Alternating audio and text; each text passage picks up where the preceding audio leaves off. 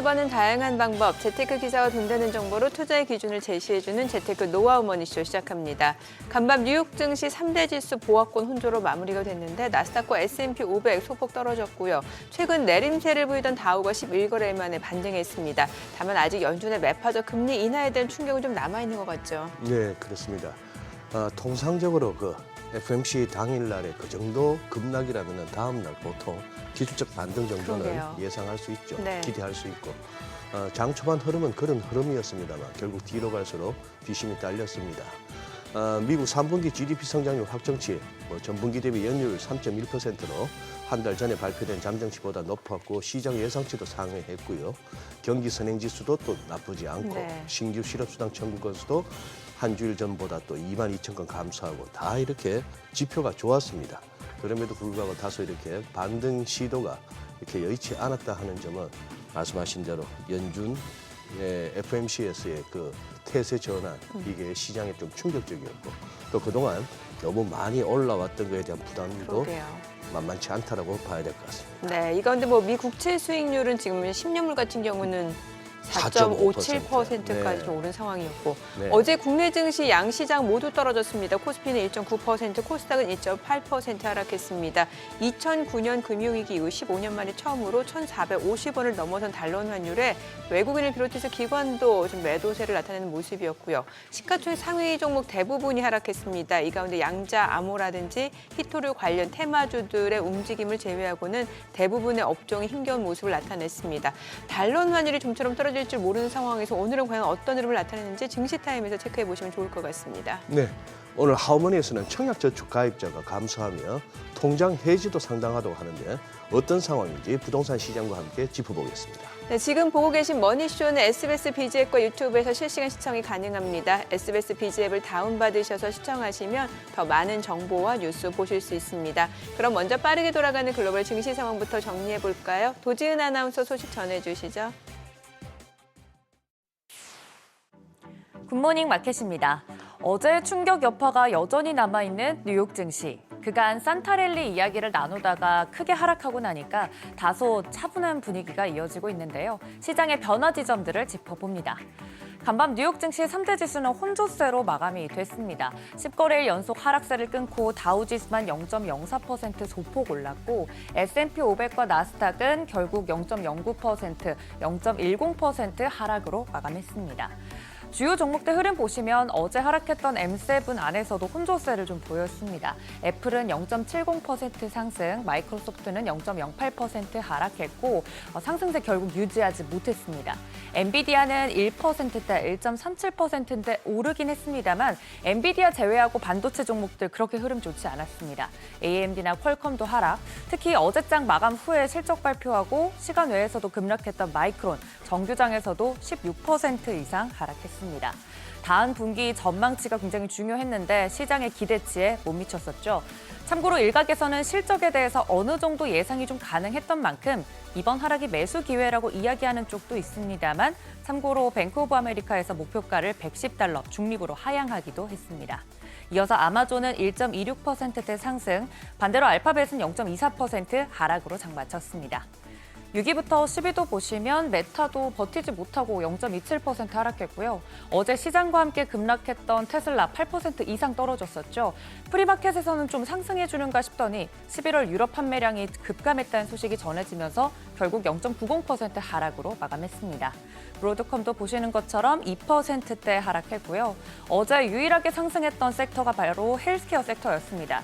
시총 상위 종목 중에는 없지만 일라이릴리가 미 식품의약청이 유명 비만 치료제 젯바운드와 마운자로의 공급 부족 사태가 공식 종료됐다고 발표하면서 주가가 하락으로 전환되기도 했습니다. 이렇게 시총 상위 종목들을 살펴봤고요. 다우지수와 S&P 500 지수 하락폭은 지난 8월 엔캐리 트레이드 청산에 따른 폭락장 이후 최대, 그리고 나스닥 하락폭은 7월의 기술주 투매 사태 이후 가장 컸습니다. 최근 증시를 이끌어왔던 주인공이 이 M7이었는데 이 대형 기술주들도 타격이 컸습니다. 최근 한 달간의 성적을 좀 돌아보면 대표적으로 엔비디아가 7% 정도 약세를 한 달간 보였고요. 실적 이후로 이번에 크게 하락했던 마이크론, 이 두 종목과는 반대로 새롭게 떠오르고 있는 브로드컴은 같은 기간 동안 주가가 무려 30% 넘는 상승률을 보였습니다. 엔비디아는 사실 그 자체로 종목 이상의 의미를 가지고 있죠. AI에 대한 투자 심리 지표처럼 여겨지기도 하는데 최근 흐름을 보면 반도체 시장의 트렌드가 HBM에서 맞춤형 반도체 칩으로 흐름이 바뀌고 있는 것 같다는 생각이 드는 요즘입니다. 어제 FMC의 충격을 투자자들은 경제 지표와 성장률 등으로 소화하면서 나름 달래긴 했는데요. 우선 매주 나오는 고용 지표, 지난 주간 신규 실업수당 청구 건수 앞서 말씀해 주신 것처럼 22만 명으로 직전주 대비 감소하면서 시장 예상치도 밑돌았습니다. 이어서 미 상무부가 공개한 올해 3분기 GDP 성장률 확정치, 전기 대비 연율 3.1%로 잠정치와 시장 예상치 모두 웃돌았습니다. 이번 수치는 주로 수출과 소비자 지출이 증가했기 때문이라고 설명했습니다. 다음은 11월 미국 경기 선행 지수, 전월 대비 0.3% 상승하면서 99.7을 기록했습니다. 상승세로 전환하면서 긍정적인 신호를 보낸 건데요. 이런 데이터들은 연준의 내년 금리 인하 축소 전망을 뒷받침하곤 합니다. 파월 의장은 경제 회복력이 강하고 인플레이션이 재발할 수 있는 상황에서 금리 인하를 서두르지 않겠다고 어제 강조하기도 했었죠. 국채 수익률은 장기물 중심으로 상승세를 이어갔습니다. 10년물은 4.56%대에서 움직인 반면 2년물 같은 경우 3.32%대에서 하락으로 마감이 됐습니다. 한편 일본은행은 예상대로 기준금리를 동결했죠. 3회 연속 동결입니다. 최근 일본의 물가 오름폭이 둔화한 데다 도널드 트럼프 미국 대통령 당선인의 재집권을 앞두고 글로벌 경제 불확실성이 짙은 상황에서 동결 결정을 내린 것으로 보입니다. 결정 이후에 엔화가 크게 약세 보이기도 하면서 달러 강세 흐름에 영향을 줬는데 오늘 저희 원달러 환율도 체크 반드시 해보셔야겠고요. 이어서 유가는 내년 글로벌 경기 악화로 원유 수요가 줄어들 수 있다는 불안감에 하락했습니다.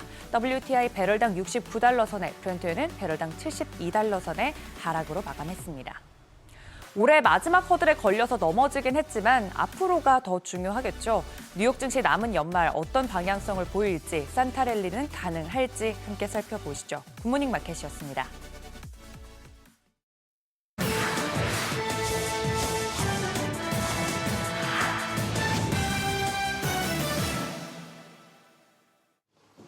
SK하이닉스가 미국 행정부로부터 6,600억 원대 보조금을 받게 됐습니다. 트럼프 2기 행정부 출범 전에 최종 매듭을 지으면서 일단 불확실성이 해소됐다는 평가가 나오는데요. 확정된 보조금 규모는 지난 8월 예비거래각서 단계에서 공개된 금액보다 116억 원 더 많습니다. 앞서 보조금 규모를 확정지은 인텔의 경우 기존 거론됐던 금액보다 소폭 줄어든 보조금을 받게 돼 SK도 지원금이 깎이는 것 아니냐 우려가 제기됐지만 오히려 소폭 늘어난 모습이고요. 반면 9조 2천억 원대 보조금을 지원받기로 한 삼성전자는 아직 최종 확정 계약을 체결하지 못한 상황입니다. 취임에 코앞에 둔 트럼프가 그간 반도체법에 대해 부정적인 스탠스를 취하면서 바이든 행정부는 서둘러 보조금 지급을 마무리 짓고 있는데요.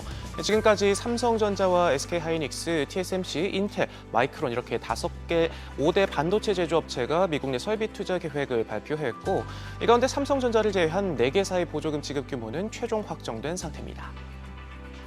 글로벌 배터리 레이스에서 선두를 달리고 있는 중국 CATL이 이번엔 전기차 배터리 교체소 시장을 향해 가속 페달을 깊게 밟고 나섰습니다. 내년 홍콩과 마카오를 포함해서 중국에 1,000곳의 배터리 교체소를 개설하겠다 밝혔는데요. 장기적으로 10,000곳까지 늘릴 계획입니다. 전기차 배터리를 충전하는 데 많게는 몇 시간씩 걸리는 데 반해 배터리를 교체하는 방식은 100초, 2분이 채 안 걸린다는 게 사측의 설명이고요. 또 전기차 가격에서 배터리가 차지하는 비중이 큰 만큼 배터리 교체 방식이 구매 비용도 낮출 수 있다, 일거양득이다 주장하고 있습니다. 중국에선 이미 중국 토종 전기차 업체 니오가 3,000곳에 육박한 교체소를 설치해 시장을 선점한 상태고요. 세계 배터리 시장을 집어삼킨 CATL 역시 다음 성장 동력으로 차세대 모빌리티 인프라 시장에 적극 나서는 모습인데 월 369위안 우리 돈 7만 원 돈을 내면 최대 3,000km 주행을 보장하는 구독형 상품도 함께 내놓으면서 소비자들 구매를 당기게 하고 있습니다. 몸집 불리기에 여념없는 CATL은 또 홍콩 증시의 2차 상장까지 검토하고 나섰는데요. 내년 상반기 50억 달러 조달을 목표로 하고 있는데 만약 계획대로 추진된다면 3년 만에 홍콩 증시 IPO 최대어가 됩니다. 본격적인 인공지능 서비스를 시작한 애플이 꽉 잠긴 중국 시장 문을 열기 위해 고군분투하고 있습니다.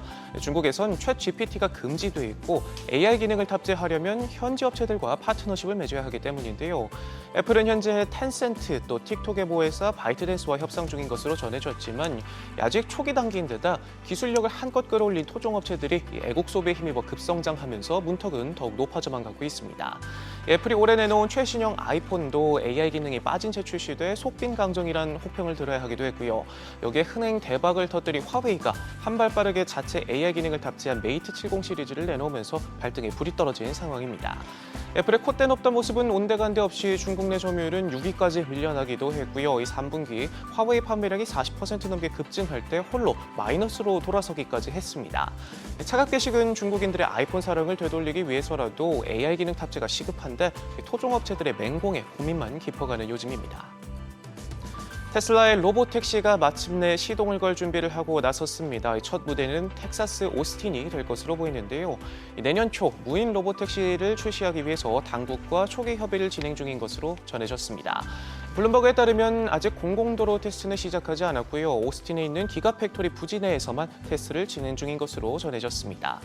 두어 달 전 머스크는 내년 텍사스와 캘리포니아에서 완전 자율주행을 시작하겠다 밝히면서 서비스 제공을 위한 차량 호출 앱을 개발해 자사 직원들을 대상으로 시험 운행 중에 있다 말하기도 했는데 이번에는 정말 약속을 지킬 수 있을지 지켜봐야겠습니다. 지금까지 글로벌 비즈였습니다. 어제장 이슈가 있었던 업종 살펴보는 기업 이슈 시간입니다. 어제 미국 연방준비제도가 내년 금리 인하에 대해서 속도 조절을 시사하면서 시장이 2% 가까이 밀렸던 가운데 대표적인 금리 인하 수혜주인 바이오주도 FOMC 결과에 줄줄이 하락했습니다. 연준이 금리 인하 속도를 조절하고 나서면 한국은행도 금리 인하 부담이 커져 그만큼 바이오 업종이 금리 부담을 겪어야 하는 시간이 길어질 수 있기 때문입니다. 또 이런 가운데 생물보안법 연내 통과가 불발됐다는 소식도 바이오주 투자 심리를 위축시켰는데요. 미국 의회가 추진하던 생물보안법은 국방 수권 법안에 이어서 결국 예산 지속 결의안에도 포함되지 못해 연내 통과가 불가능해진 것으로 나타났습니다. 이에 따라서 국내 CDMO 기업들과 중국 바이오 기업들의 경쟁이 불가피해졌는데요. 이 같은 악재에 관련주들이 대폭 하락했습니다. 어제 프레스티지 바이오로직스와 SK 바이오사이언스 모두 5% 넘게 떨어졌고요. 파로스 아이바이오와 네이처셀 모두 4%대 하락세 나타냈습니다. 또 그 밖에 삼성 바이오로직스도 2.24% 떨어졌습니다. 반도체 업황 풍향계로 불리는 마이크론이 기대 이하의 실적을 내놓자 국내 반도체주가 일제히 약세를 보였습니다. 마이크론은 내년 데이터 센터용 메모리 수요는 여전히 강하겠지만 PC나 모바일에서 심각한 약세가 예상된다고 밝히면서 시장 기대에 크게 못 미치는 실적 전망치를 내놨는데요. 구체적으로는 다음 분기 매출이 79억 달러를 기록해 컨센서스인 89억 9천만 달러를 12% 밑돌 것이라고 밝혔습니다. 메모리 재고가 쌓인 상황에서 내년 PC와 스마트폰 시장이 5% 안팎의 부진한 성장률을 보일 것으로 전망되자 대규모 메모리 구매 주문이 줄어들었기 때문이죠. 또 디램보다는 낸드 플래시 상황이 더 안 좋은 것으로 알려졌는데 마이크론은 같은 날 낸드 플래시 웨이퍼 투입량을 이전보다 10% 이상 줄였고 시설 투자도 감축했다고 밝혔습니다. 이에 따라서 특히 스마트폰용 메모리 비중이 높은 삼성전자의 타격이 더 클 것이라는 분석이 나오자 국내 반도체주 전반이 부진한 흐름을 보였습니다. 어제 에이징랜드가 5.19%, SK하이닉스가 4.63% 급락했고요. 삼성전자가 3.28%, 또 하나마이크론과 한미반도체가 각각 2.6%, 2.3% 떨어졌습니다.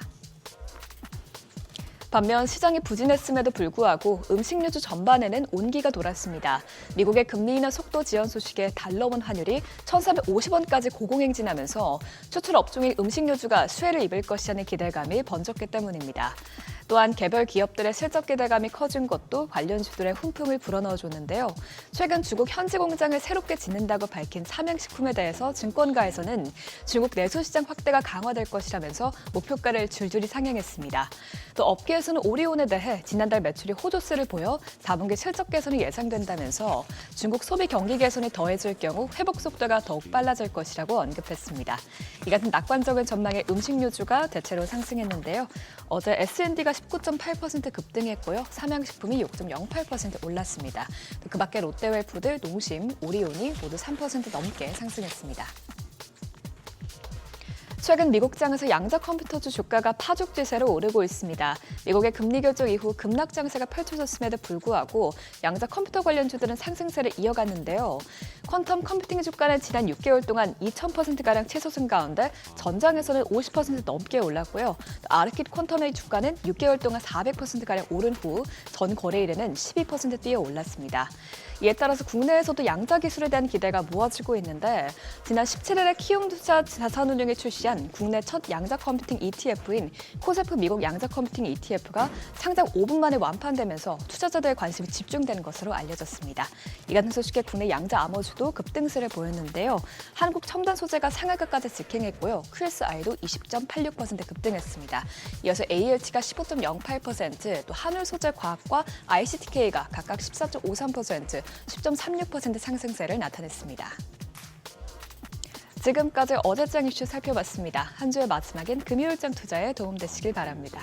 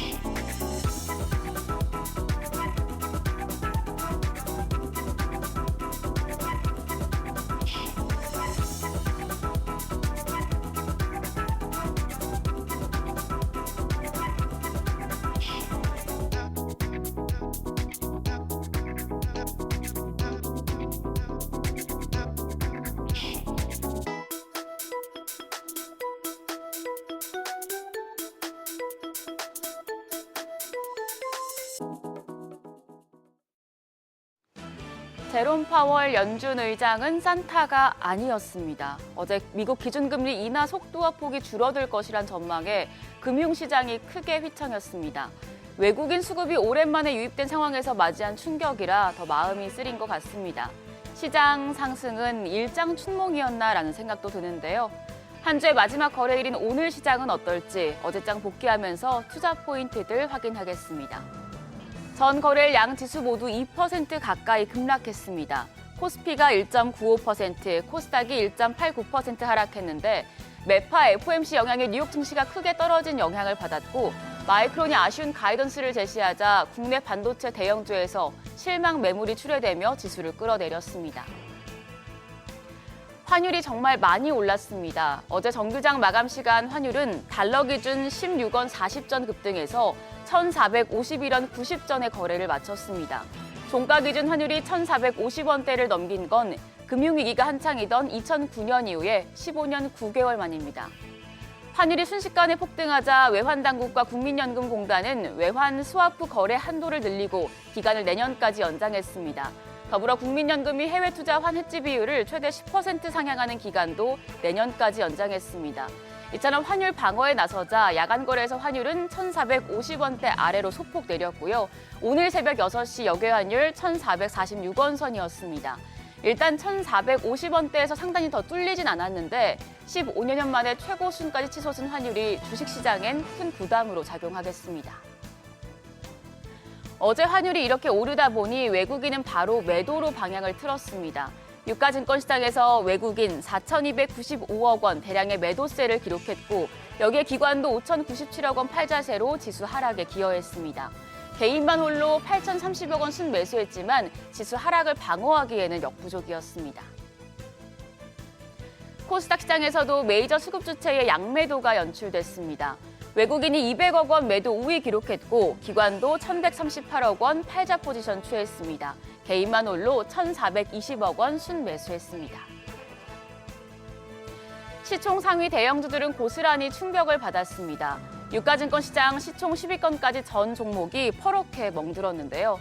특히 시장에 영향력이 큰 반도체 투톱의 하락폭이 가장 컸습니다. 삼성전자가 3.28% 급락, SK하이닉스 4.63% 떨어지면서 18만 원 선을 내줬습니다. 마이크론의 실망스러운 가이던스에 영향을 받았는데요. 나머지 종목들도 모두 조정을 받았고요. 그나마 하락폭이 조금 작았던 쪽은 KB금융이었습니다. 코스닥 시장도 거의 모든 종목이 약세 기록했습니다. 그중에서도 제약 바이오 쪽이 크게 조정을 받았는데 알테오젠이 3.54% 하락했고요. 리가켄 바이오가 7% 넘게 급락하면서 종가는 96,400원이었습니다. 이와 달리 딱 한 종목이 상승부를 켰는데요. 클래시스가 1.46% 반등에 성공했습니다. 고환율 기조가 계속되고 있기 때문에 높아진 환율 대응 전략 마련해 놓으셔야겠는데요. 여러 증권사에서 환율 상승했다는 수혜 섹터들을 제시하고 있습니다. 어제 유진투자증권 리포트 소개해드렸었죠. 유진투자증권에서는 환율이 오를 때 에너지와 기계, 조선, 운송, 필수 소비 쪽이 강하다며 이 섹터들은 내년 2분기 이후에 수출이 좋아지면서 수혜를 볼 수 있다고 제시를 했습니다. 그리고 LS증권에서는 조금 다른 뷰를 내놓았습니다. 달러의 독주에 의한 환율 상승은 사실상 국내 수출 경쟁력에 도움이 되지 않는다면서 경기 방어적 성격의 필수 소비재와 고금리 환경에서 마진 확대 기대가 높은 금융주를 추천했는데요. 필수 소비 쪽은 두 증권사 모두 수혜 업종으로 제시를 했는데 이 부분 체크해 두시면 좋겠습니다. 어제 장 마감 후에 나온 소식 중에 오늘 시장에 영향을 줄 뉴스들 정리했습니다. 오늘은 원전과 자율주행 그리고 하나그룹주 확인하시죠. 원전은 우리나라가 루마니아에서 1조 2천억 원 규모의 원전 리모델링 계약을 따냈다고 밝혀서 주춤하고 있는 원전주에 훈풍을 불어넣어줄 수 있을지 주목됩니다. 자율주행 쪽은 테슬라가 텍사스주 오스틴에서 완전 자율주행 로보택시를 출시하기 위해 시 당국과 초기 협의를 진행 중이라고 알려져 오늘장에서 영향을 받을 수 있겠고요. 그리고 하나그룹은 한화 호텔앤리조트가 국내 2위 단체 급식 업체인 아오홈 경영권 인수에 나선다는 소식이 보도됐는데 또 관련주의 모멘텀이 될 수 있겠습니다. 일정도 보겠습니다. 오늘은 중국의 사실상 기준금리에 해당하는 대출 우대금리가 발표됩니다. 앞서서 일본은행은 어제 기준금리를 3회 연속 동결했는데 금리를 인상하지 않아서 오후에 시장이 더 떨어지지 않았다는 해석도 있는데요. 시장에서는 중국 LPR은 동결될 것으로 전망을 하고 있습니다. 어떤 선택을 할지 체크하시고요. 치매 진단제 수혜 기업으로 꼽히는 듀켄바이오가 코스닥 시장에 상장합니다. 새내기주 주가 추이도 확인하시죠. 그리고 오늘 고려아연 주주 명부가 폐쇄됩니다. 고려아연과 영풍정밀 등 관련주 주가에 영향을 줄 수 있겠습니다. 한편 어제 시간의 거래에서는 그렇게 눈에 띄는 흐름은 없었습니다. 그래도 삼성전자와 SK하이닉스가 워낙 많이 떨어진 터라 시간의 거래에서는 소폭 오르는 모습 보여줬는데요. 어제 저녁에 미국이 SK하이닉스에 6,600억 원대의 직접 보조금을 지급하기 위한 계약을 최종적으로 체결했다는 소식이 나왔는데 주가 반등 재료가 될 수 있을지 관심이 모아집니다. 그리고 LS 마린솔루션은 정부가 추진하는 태안 해상풍력과 영광 안마 해상풍력 등 5개 사업에 참여하는 것으로 알려졌는데요. LS 그룹주에도 영향을 미칠지 지켜보시죠. 간밤 뉴욕 증시 매파 FOMC에 따른 여진이 계속되는 모습이었습니다. 우리 시장도 별다른 상승 재료가 없는 상황에서 환율까지 높다 보니 상승 출발하기엔 다소 부담스러운 지점인데요. 다만 SK하이닉스 보조금이나 테슬라 로보택시, 원전 수주 등의 이슈에 따라서 또 반등할 수 있으니 개장 분위기 유심히 보셔야겠습니다. 지금까지 어제장 오늘장이었습니다.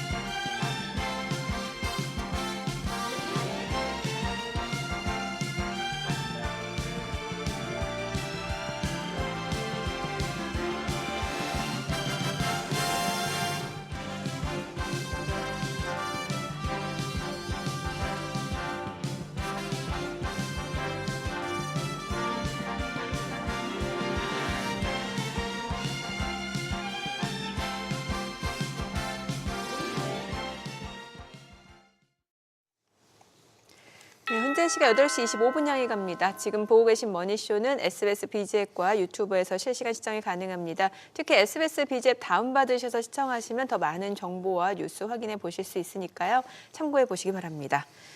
간밤에 미국에서는 여러 가지 경기 지표들이 나왔습니다. 3분기 GDP 성장률 확정치가 나왔는데 이게 또 상향 조정됐고 또 여기에다가 뭐 지금 주택 쪽도 좀 계속해서 매매 자체가 지금 굉장히 활발하게 일어나고 있고 경기 선행 지수도 지금 2년 만에 플러스예요. 그러니까요. 예, 이게 사실 이제 컨퍼런스 보드에서 발표되는 지표인데 사실 마이너스 0.4에서 마이너스 0.1 정도로 개선이 되지 않을까라는 생각이었는데 0.3% 플러스로 전환이 됐죠. 경기 그렇죠. 좋은데 시장은 또 반등이 좀 애매하네요. 예. 그래요. 말씀하신 대로 고용시장 크게 악화되기보다는 차라리 네. 뭐 실업수당 청구 건수 같은 좀 마이너한 지표이긴 합니다만 그래도 나쁘지 않죠. 네. 경기 선행지수 정말 오랜만에 플러스 났죠. 네. 성장률 좋죠. 다만 이제 제조업 지수가 뭐 필라델피아 제조업 지수도 뭐 뉴욕 할 것 없이 전반적으로 안 좋은데 제조업 지수 안 좋다 얘기하기가 왜 이렇게 힘이 들지? 어쨌거나 미국 얼마 안 되는 거 제조업 지수가 안 좋은데 그런 거는 문제가 없고 트라우마가 있으시죠? 그러니까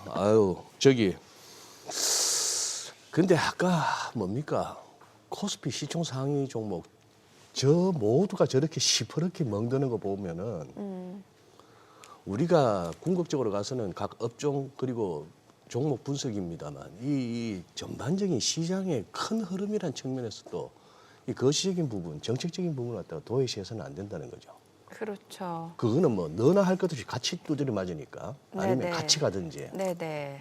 그런 부분이 이번 FOMC를 겪으면서 최근에 우리가 조금 종목별, 업종별로 집중을 많이 했는데 이렇게 큰 중앙은행 이벤트들을 앞두고는 우리 패널분들 모실 때 그런 부분을 또 이렇게 정확하게 짚어주실 분도 모셔야겠다 싶은 생각도 들었어요. 근데 저는 좀 궁금한 게 지금 결과적으로는 미국 경기가 그만큼 좋다라는 거잖아요. 그러니까 좋죠. 미국 경기가 좋은데 제롬 파월 연준 의장의 이 발언에 따라서 시장이 또 움직임이 오랜만에 이렇게 나타나는 거잖아요. 예. 참 해석이 그래요. 어렵네요. 신기해요. 아니 그 뭐 애초에 내년에 4번 금리 인하할 거 한 2번 정도로 낮아질 거 몰랐나요 시장? 어느 정도 예측했던 것 우리 같은데. 매일 체크하잖아요. 예, 예. 뭐 그런 정도였는데 뭐 새삼스럽게 그러는 거 보면은 이게 시장인가 봅니다, 그죠? 네. 비트코인까지도 밀리는 거 보니까 또 10만 불 아래로 연준이 그 비축하지 않겠다라고 하니까 뭔가 조금 두 분 결이 안 맞아. 트럼프하고 제롬 파월 연준 의장 약간 기싸움하는 느낌이에요. 우리 둘 정도의 케미만 돼도 괜찮을 텐데. 아유 저희는 좋죠. 좋죠. 네. 자, 위 인베스트 김진만 대표님 모셔보겠습니다. 어서 오세요. 어서 오세요, 안녕하세요. 김 대표님. 네. 예. 뭐 저희 둘이서 먼저 뭐 사설이 길었습니다.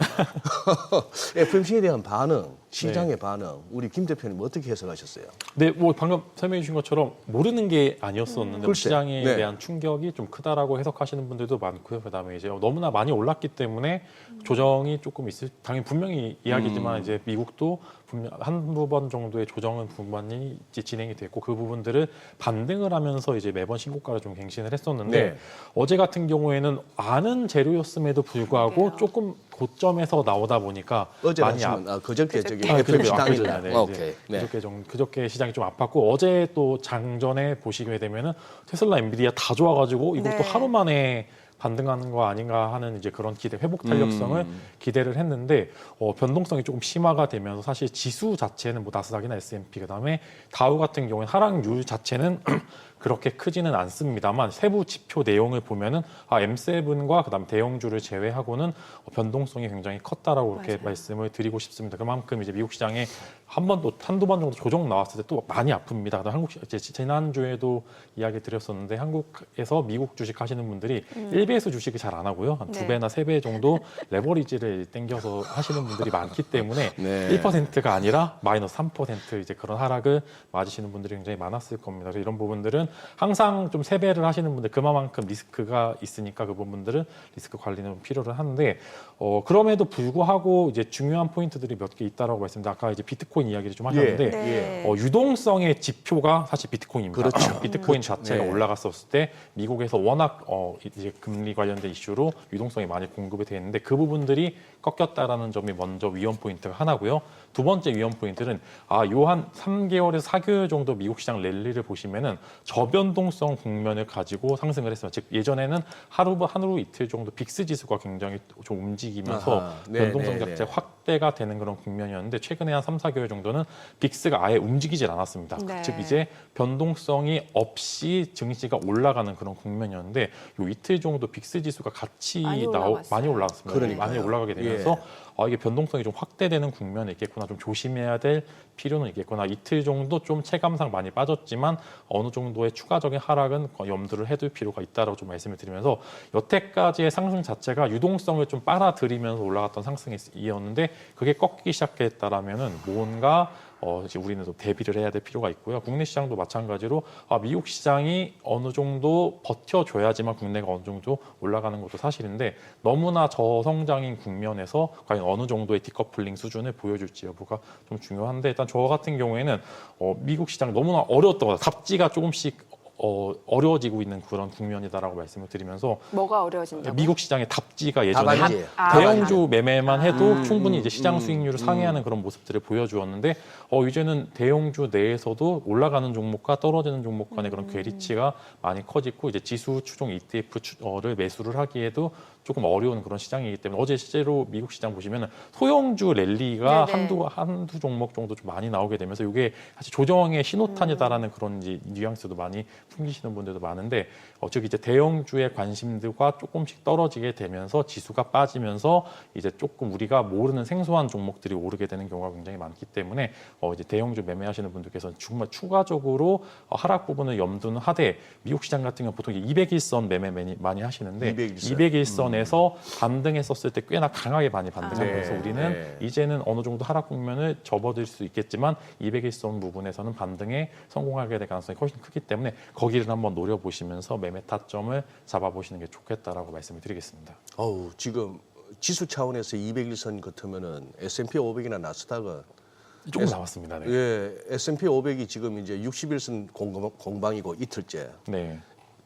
나스닥 같은 경우는 20일선 가지고 아직은 아니야 이러고 있는 상황인데 이 선들이 깨지면은 200일선까지 가는 동안에 그래 나 200일선 좀 오면은 김 대표님 말씀 맞다나 저가 매수 나설래 하지만 그 사이에 갖고 계신 분들은 200일선까지 가는 것도 꽤 아픈데. 네, 맞습니다. 그렇죠. 일단 먼저 필라델피아 반도체 지수 기준으로 네. 200일선이 거의 근접을 했기 때문에 아니, 이런 필라델피아 부분도- 반도체 지수는 더 빨리 빠졌구나. 네, 맞습니다. 조금 많이 빠졌고 네. 그래서 어제 마이크론이 좀 많이 아팠죠. 이제 네. 여러 가지 그러네요. 이슈들 때문에 많이 빠짐으로써 그 당연히 비율이 높은 마이크론 때문에 그래서 필라델피아 반도체 지수가 많이 빠졌고 보통 이제 지수 같은 경우에는 200일선을 기준으로 특히 필라델피아 반도체 지수 200일선을 기준으로 반등하는 포인트들이 굉장히 많기 때문에 먼저 이제 그쪽에서 반등이 나오는지 먼저 보시는 게 중요하고 먼저 이제 우선적으로 필라델피아 반도체 지수가 200일선에 근접했었을 때 나스닥과 그다음에 이제 다우 혹은 S&P 같이 대형 이제 지표가 반등하는지 여부를 먼저 체크해 보는 게 좋다라고 말씀을 드리겠습니다. 지금 네. 점검해 보니까 필라델피아 반도체 지수는 아주 안 좋으네요. 네, 기술적으로. 기술적으로는 이게 지금 사실- 이동평균선들이 수렴한 상태에서 지금 잘못하면 역배열로 가겠고 지수 자체가 200일선 아래예요. 다만 지금 하나 기댈 수 있는 동아줄이 그건데 저점끼리 연결한 최근에 이게 우상향하는 그 네, 추세선인데 네. 추세선 하나 지금 그거 붙들고 있는데 저거 무너지면 또 반도체 지수는 필라델피아 반도체 지수는 조금 아슬아슬한 국면이네요. 네, 맞습니다. 근데 엔비디아는 또 그동안 좀 조정을 보이다 그래도 간밤에는 좀 반등을 했거든요. 그러면은 조금 전환을 했다라고 봐도 돼요? 아니면 조금 더 봐야 되는 거예요? 네, 사실 지금 엔비디아가 네. 이제 최근에 또 많이 빠졌습니다. 고점 네네. 대비해서는 꽤나 많이 빠졌는데 그러게요. 또 적정 구간에서는 반등에 성공하는 모습들을 보여주고 있는데 이제 내년도의 실적, 즉 블랙일 관련된 실적이 반영이 된 주가냐 반영이 안 된 주가냐 지금 두 가지 포인트로 나눠서 예. 보셔야 됩니다. 사실 지금 이연 매출 때문에 계속적으로 매출이 선반영이 안 되는 그런 모습들을 많이 보여주었고 25년도에 매출이 땡겨온 멀티플을 보여주고 있는 있느냐 아니냐가 이제 그런 이제 포인트로 보시면 되는데 최근에 엔비디아의 바톤을 좀 브로드컴이 받게 되면서 필라델피아 반도체 지수 많이 올랐는데 마이크론이 여기 완전히 그러게요. 좀 찬물에 끼얹으면서 네. 지수 자체가 좀 무너지는 모습을 보여주었고 이게 국내 시장으로 연결을 지으면 마이크론의 여러 가지 실적 보셨을 때 제일 중요한 게 레거시 쪽은 중국 쪽의 성장이 좀 무섭다라는 이제 그런 포인트와 AI 반도체 쪽 성장은 여전히 가이던스가 올랐기 때문에 HBM 시장은 견고할 것이다. 그런 포인트를 우리 같이 해석을 해볼 필요가 있는데 저 같은 경우에는 지금 보여주고 있는 주가의 흐름, 그다음에 이제 엔비디아 같은 경우에는 조금 블랙의 시적이 반영이 안 됐다라고 생각이 됩니다. 그래서 저는 만약에 지금 주요 뭘 사야 돼요라고 물어보시게 되면은 필라델피아 반도체 지수보다는 엔비디아를 사는 게 조금 더 우선적으로 맞다라고 생각이 됩니다. 워낙 희석되는 경우도 네. 많기 때문에 지금 만약에 성장성과 독점력을 얼마나 시장에서 보여주고 있는지를 체크를 해본다라고 하면은 지금 시장에서는 저는 엔비디아의 주가는 조금 많이 매력적이다 이렇게 말씀을 드릴 수 있을 것 같습니다. 지금 이제 반도체 쪽은 이제 레거시 쪽하고 AI 반도체 쪽 좀 분리해서 좀 전략을 세울 필요가 있다는 말씀 주셨는데 그러면 국내 증시 쪽에서 이제 삼성전자, SK 하이닉스도 좀 분리해서 볼 필요가 있겠네요.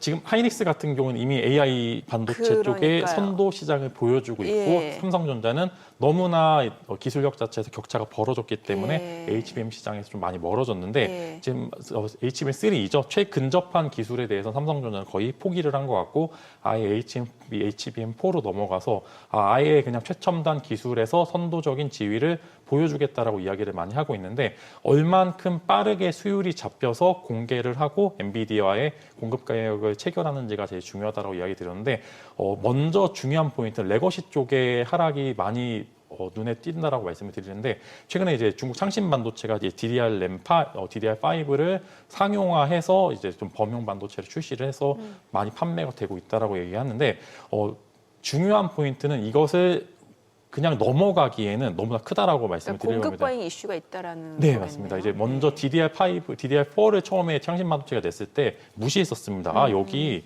수율도 안 잡혀 있고 그다음에 양산을 하기에는 보조금을 받는 것을 제외하고는 너무나 안 좋을 거다라고 이야기를 했는데 생각보다 시장 점유율을 빠르게 가져가게 되면서 창신 반도체가 이제 최근에 인터뷰를 사장이 인터뷰를 했는데 25년도에 마이크론의 D램 점유율을 가져가겠다. 즉 20%까지 D램 점유율을 높여가겠다라고 이야기를 했습니다. 즉 이게 처음에는 무시를 했었는데 네. 이제는 무시할 수준이 아니었기 때문에 DDR5의 양산형 반도체 생산이 사실 삼성전자, 하이닉스 입장에서 조금 불편하죠. 점유율 자체에서도 워낙 치킨 게임을 해서 그 치킨 게임에 성공하면은 그 시장 파일을 다 가져가는 게 레거시 네. 반도체가 가진 장점이었는데 하단부에서 워낙 많은 보조금을 갖고 있는 창신 반도체가 저가로 덤핑하는 물량 때문에 안 그래도 안 좋았었던 그런 분위기가 더 안 좋은 그런 분위기를 보여주었던 부분들이 있어서 이런 부분들이 불편한 동거가 계속 이어질 것으로 전망이 되고요. 마이크론도 실적 발표에서 이거 중국 쪽이 워낙 그냥 처음에는 무시하려고 했지만 무시할 수준까지는 아니다라는 그런 내용을 보여주면서 일단은 이 부분들을 의심해 볼 필요가 있지만 그럼에도 이제 최근에 중국 쪽에서 나온 이야기 수율이 80% 이상 네. 잡혔다라고 많이 이야기를 하는데 80% 정말 쉽지 않은 거거든요. 예. 중국 워낙 거짓말을 많이 하고 그다음에 지표상 뻥튀기도 많이 합니다. 이거는 사실이기 때문에 지표상 뻥튀기가 많이 되는 부분들도 있어서 이게 완전히 80%까지 아니겠지만 보조금이 워낙 많기 때문에 저가 물량들을 시장에 덤핑을 함으로써 점유율을 가져가는 전형적인 중국식 제조업 업체가 가지고 있는 그런 이제 안 좋은 부분들을 많이 보여주고 있기 때문에 미국 쪽에서 이 부분들을 제재를 추가적으로 하지 않으면은 멀티플이 훼손될 만한 그런 가치가 충분히 있다라고 보면서 DDR5로 빨리 넘어가야 되는 시점에서 조금 이게 안타깝다라는 그런 말씀과 함께 너무나 큰 걱정을 하실 필요는 없겠지만 그래도 리스크는 준비해야 될 필요는 있다 이렇게 말씀을 드리겠습니다.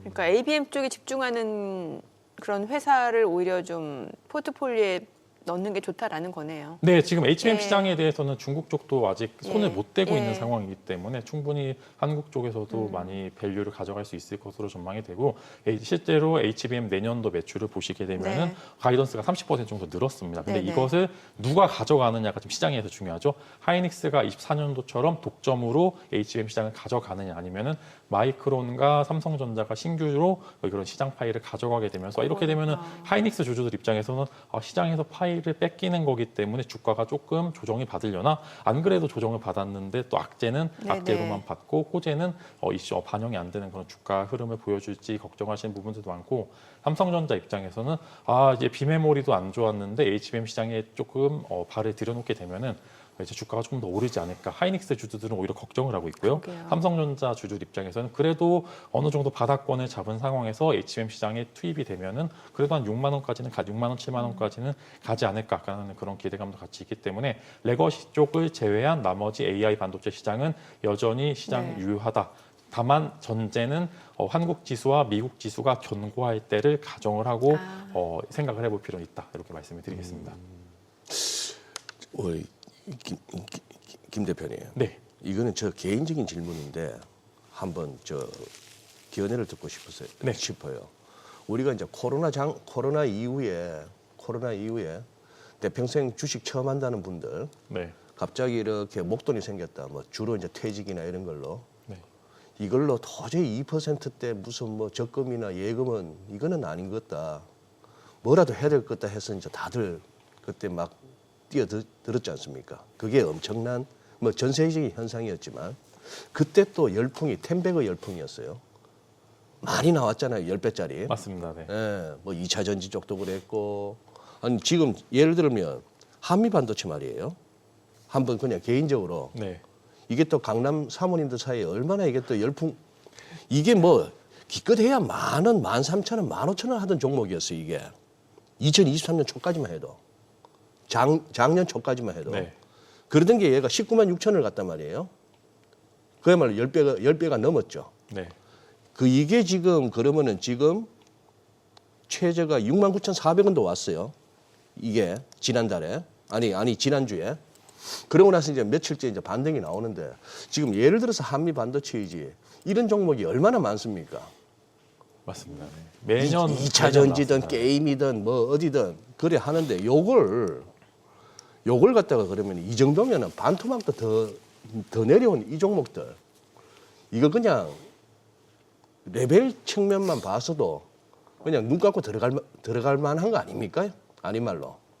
이게 기술적인 반등을 가져가기는 지금 자리 자체는 굉장히 좋은데, 네, 뭐 기존에 갖고 계셨던 분들 기준으로 해서는 정말로 이제 아까 높은 자리에서 매수하신 분들도 네. 분명 있으실 겁니다. 근데 이게 걱정이 되는 게 이게 하루 이틀 정도의 반등은 보여주나 내 평단가에 도달하지 못하는 분들 기준에서는 네. 뭐 언제 조금 더 추가 매수를 하거나 하는 그런 걱정 혹은 이제 기대감도 같이 갖고 계신데 매수를 해볼 만은 하지만 지금 자체가 변동성이 조금씩 커지고 있는 상황에서 한 하루 이틀 정도 뭐 10%, 20% 반등은 있을 것으로 생각이 됩니다만 이게 막 방금 말씀해 주신 것처럼 템버거를 다시 노려볼 만한 그런 종목이다라고 얘기하기에는 매물대도 워낙 많기 때문에 좀 어렵지 않을까 싶습니다. 그래서 이게 어느 정도 반등은 이때 완전히 대세적인 흐름의 반등은 지금 당장은 장담하기 좀 어려운 상황이다라고 말씀을 드리면서 이게 내년 이게 신고가 나온 종목들의 패턴이 거의 다 이런 것 같습니다. 올라갔다가 이제 좀 꺾이게 되면서 이게 직전까지 가느냐 혹은 안 가느냐 이제 그런 상황이고 예전에 이제 에코프로 BM과 에코프로도 비슷하게 템버거 종목이었었는데 에코프로 BM 그래도 이제 한 번 정도 다시 고가 찍고 내려왔는 보통 쌍봉이라고 그러죠. 네네. 2번 정도 올라갔다가 빠지는데 한미 반도체를 필두로 해서 레거시 반도체 기업들 대부분 다 그냥 봉 하나로 끝나게 됐습니다. 근데 이게 못 올리려면 시장의 유동성이 좀 공급이 돼야 되는데 지금 아까 이야기해 주신 것처럼 많은 자금들이 시장에 투입이 됐지만 유의미한 결과물을 못 만들어냈다라고 하면 그 시장 자체에서 돈이 안 움직이기 때문에 새로운 돈이 공급이 되지 않는 이상, 즉 새로운 유동성이 공급이 되지 않는 이상 이 직전 주가를 회귀하기에는 너무나 좀 어려운 상황이지 않을까 싶습니다. 저는 오늘 우리 국내장 그렇게 걱정 안 하거든요. 환율이 뭐 당국의 역할도 있긴 하겠지만 그거하고 우리 뭐 밤사이에 지수선물 흐름을 봐서도 나쁘지 않고 그런 상황이고 어제 제가 봐서는 우리 시장이 이제 그렇게 막 미국 빠졌다고 미국보다 더 빠지고 하는 장은 벗어난 것 같은데 그만큼 그게 어떻게 보면 레벨에 있어서 우리가 일단은 유리한 위치에 있는 것 같아요. 네. 너무 그동안에 저조했으니까. 네. 근데 이제 아까 템베거 같은 종목들이 반토막 이상 밀려나고 뭐 심지어 3분의 1 토막 나고 이런 종목들에 대해서 여쭤본 게 이게 가만히 어떻게 보면 우리 국내에서 현실적인 고민이에요. 무슨 말씀인가 하면은 자, 장은 많이 빠졌고 어지러운 와중에 이게 저가 매수의 기회를 삼고 추가 매수에 들어가고 소위 말하는 물타기를 할까요? 이런 어떤 접근을 하는데 대부분의 개인 투자자들은 물타다 이제 물탈 돈도 없었어요. 네. 전부 막 마이너스 20% 30% 더한 분들은 마이너스 50% 이걸 갖고 고민을 하시는 거예요. 지금 여기서라도 나와야 돼 아니면 이제는 좀 기다려야 돼 이런 부분인데 그 부분에서 이제 조금 어떻게 보면은 연준이 약간 파문을 던졌으니까 한번 고민을 해보자는 얘기죠. 네, 이게 2차 전지 같은 경우도 비슷하게 50% 넘는 그렇죠. 하락률을 네. 혹은 이제 수익률을 기록하신 분들도 많은데 2차 전지 같은 일단 꺾였습니다. 꺾여서 더 이상 올라가려면 아까 설명해 주신 것처럼 10% 20% 정도의 하루짜리 반등은 있을 수 있습니다. 왜냐하면 이제 지수 액티브 ETF에 워낙 많이 추정되고 있는 게 2차 전지이기 때문에 네. 지수가 올라갈 때 2차 전지가 사실 따라갈 수밖에 없는 상황으로 구조가 변경이 됐기 때문에 2차 전지 같은 경우 하루 이틀 정도 반등이 있을 수 있다. 근데 다만 추세적인 반등으로서 정말 예전의 주가를 회귀하기는 지금 정말 어렵다라고 이야기를 드리고 싶은데 그래도 반도체 같은 경우에 다행히도 반도체? 25년도에는 노려볼 만합니다. 엔비디아가 완전히 꺾인 게 아니거든요. 네. 그다음에 브로드컴도 여전히 있고 마이크론도 꺾였긴 합니다만 AI 반도체의 수요는 여전히 증가하고 있다고 이야기를 하고 있기 때문에 2차 전지와 반도체를 굳이 비교를 하자라고 하면은 2차 전지 같은 경우에는 반등이 나오기가 쉽지 않지만 그래도 반도체 같은 경우에는 저는 가능성 자체는 25년도에는 충분히 있다라고 말씀을 드리려고 합니다. 완전히 회복하기는 어렵지만 그래도 절반 정도의 되돌림은 충분히 있을 것으로 전망이 되기 때문에 걱정하시기 그래도 이제 반도체 종목은 여전히 쥐고 계셔야 된다라는 이야기고요.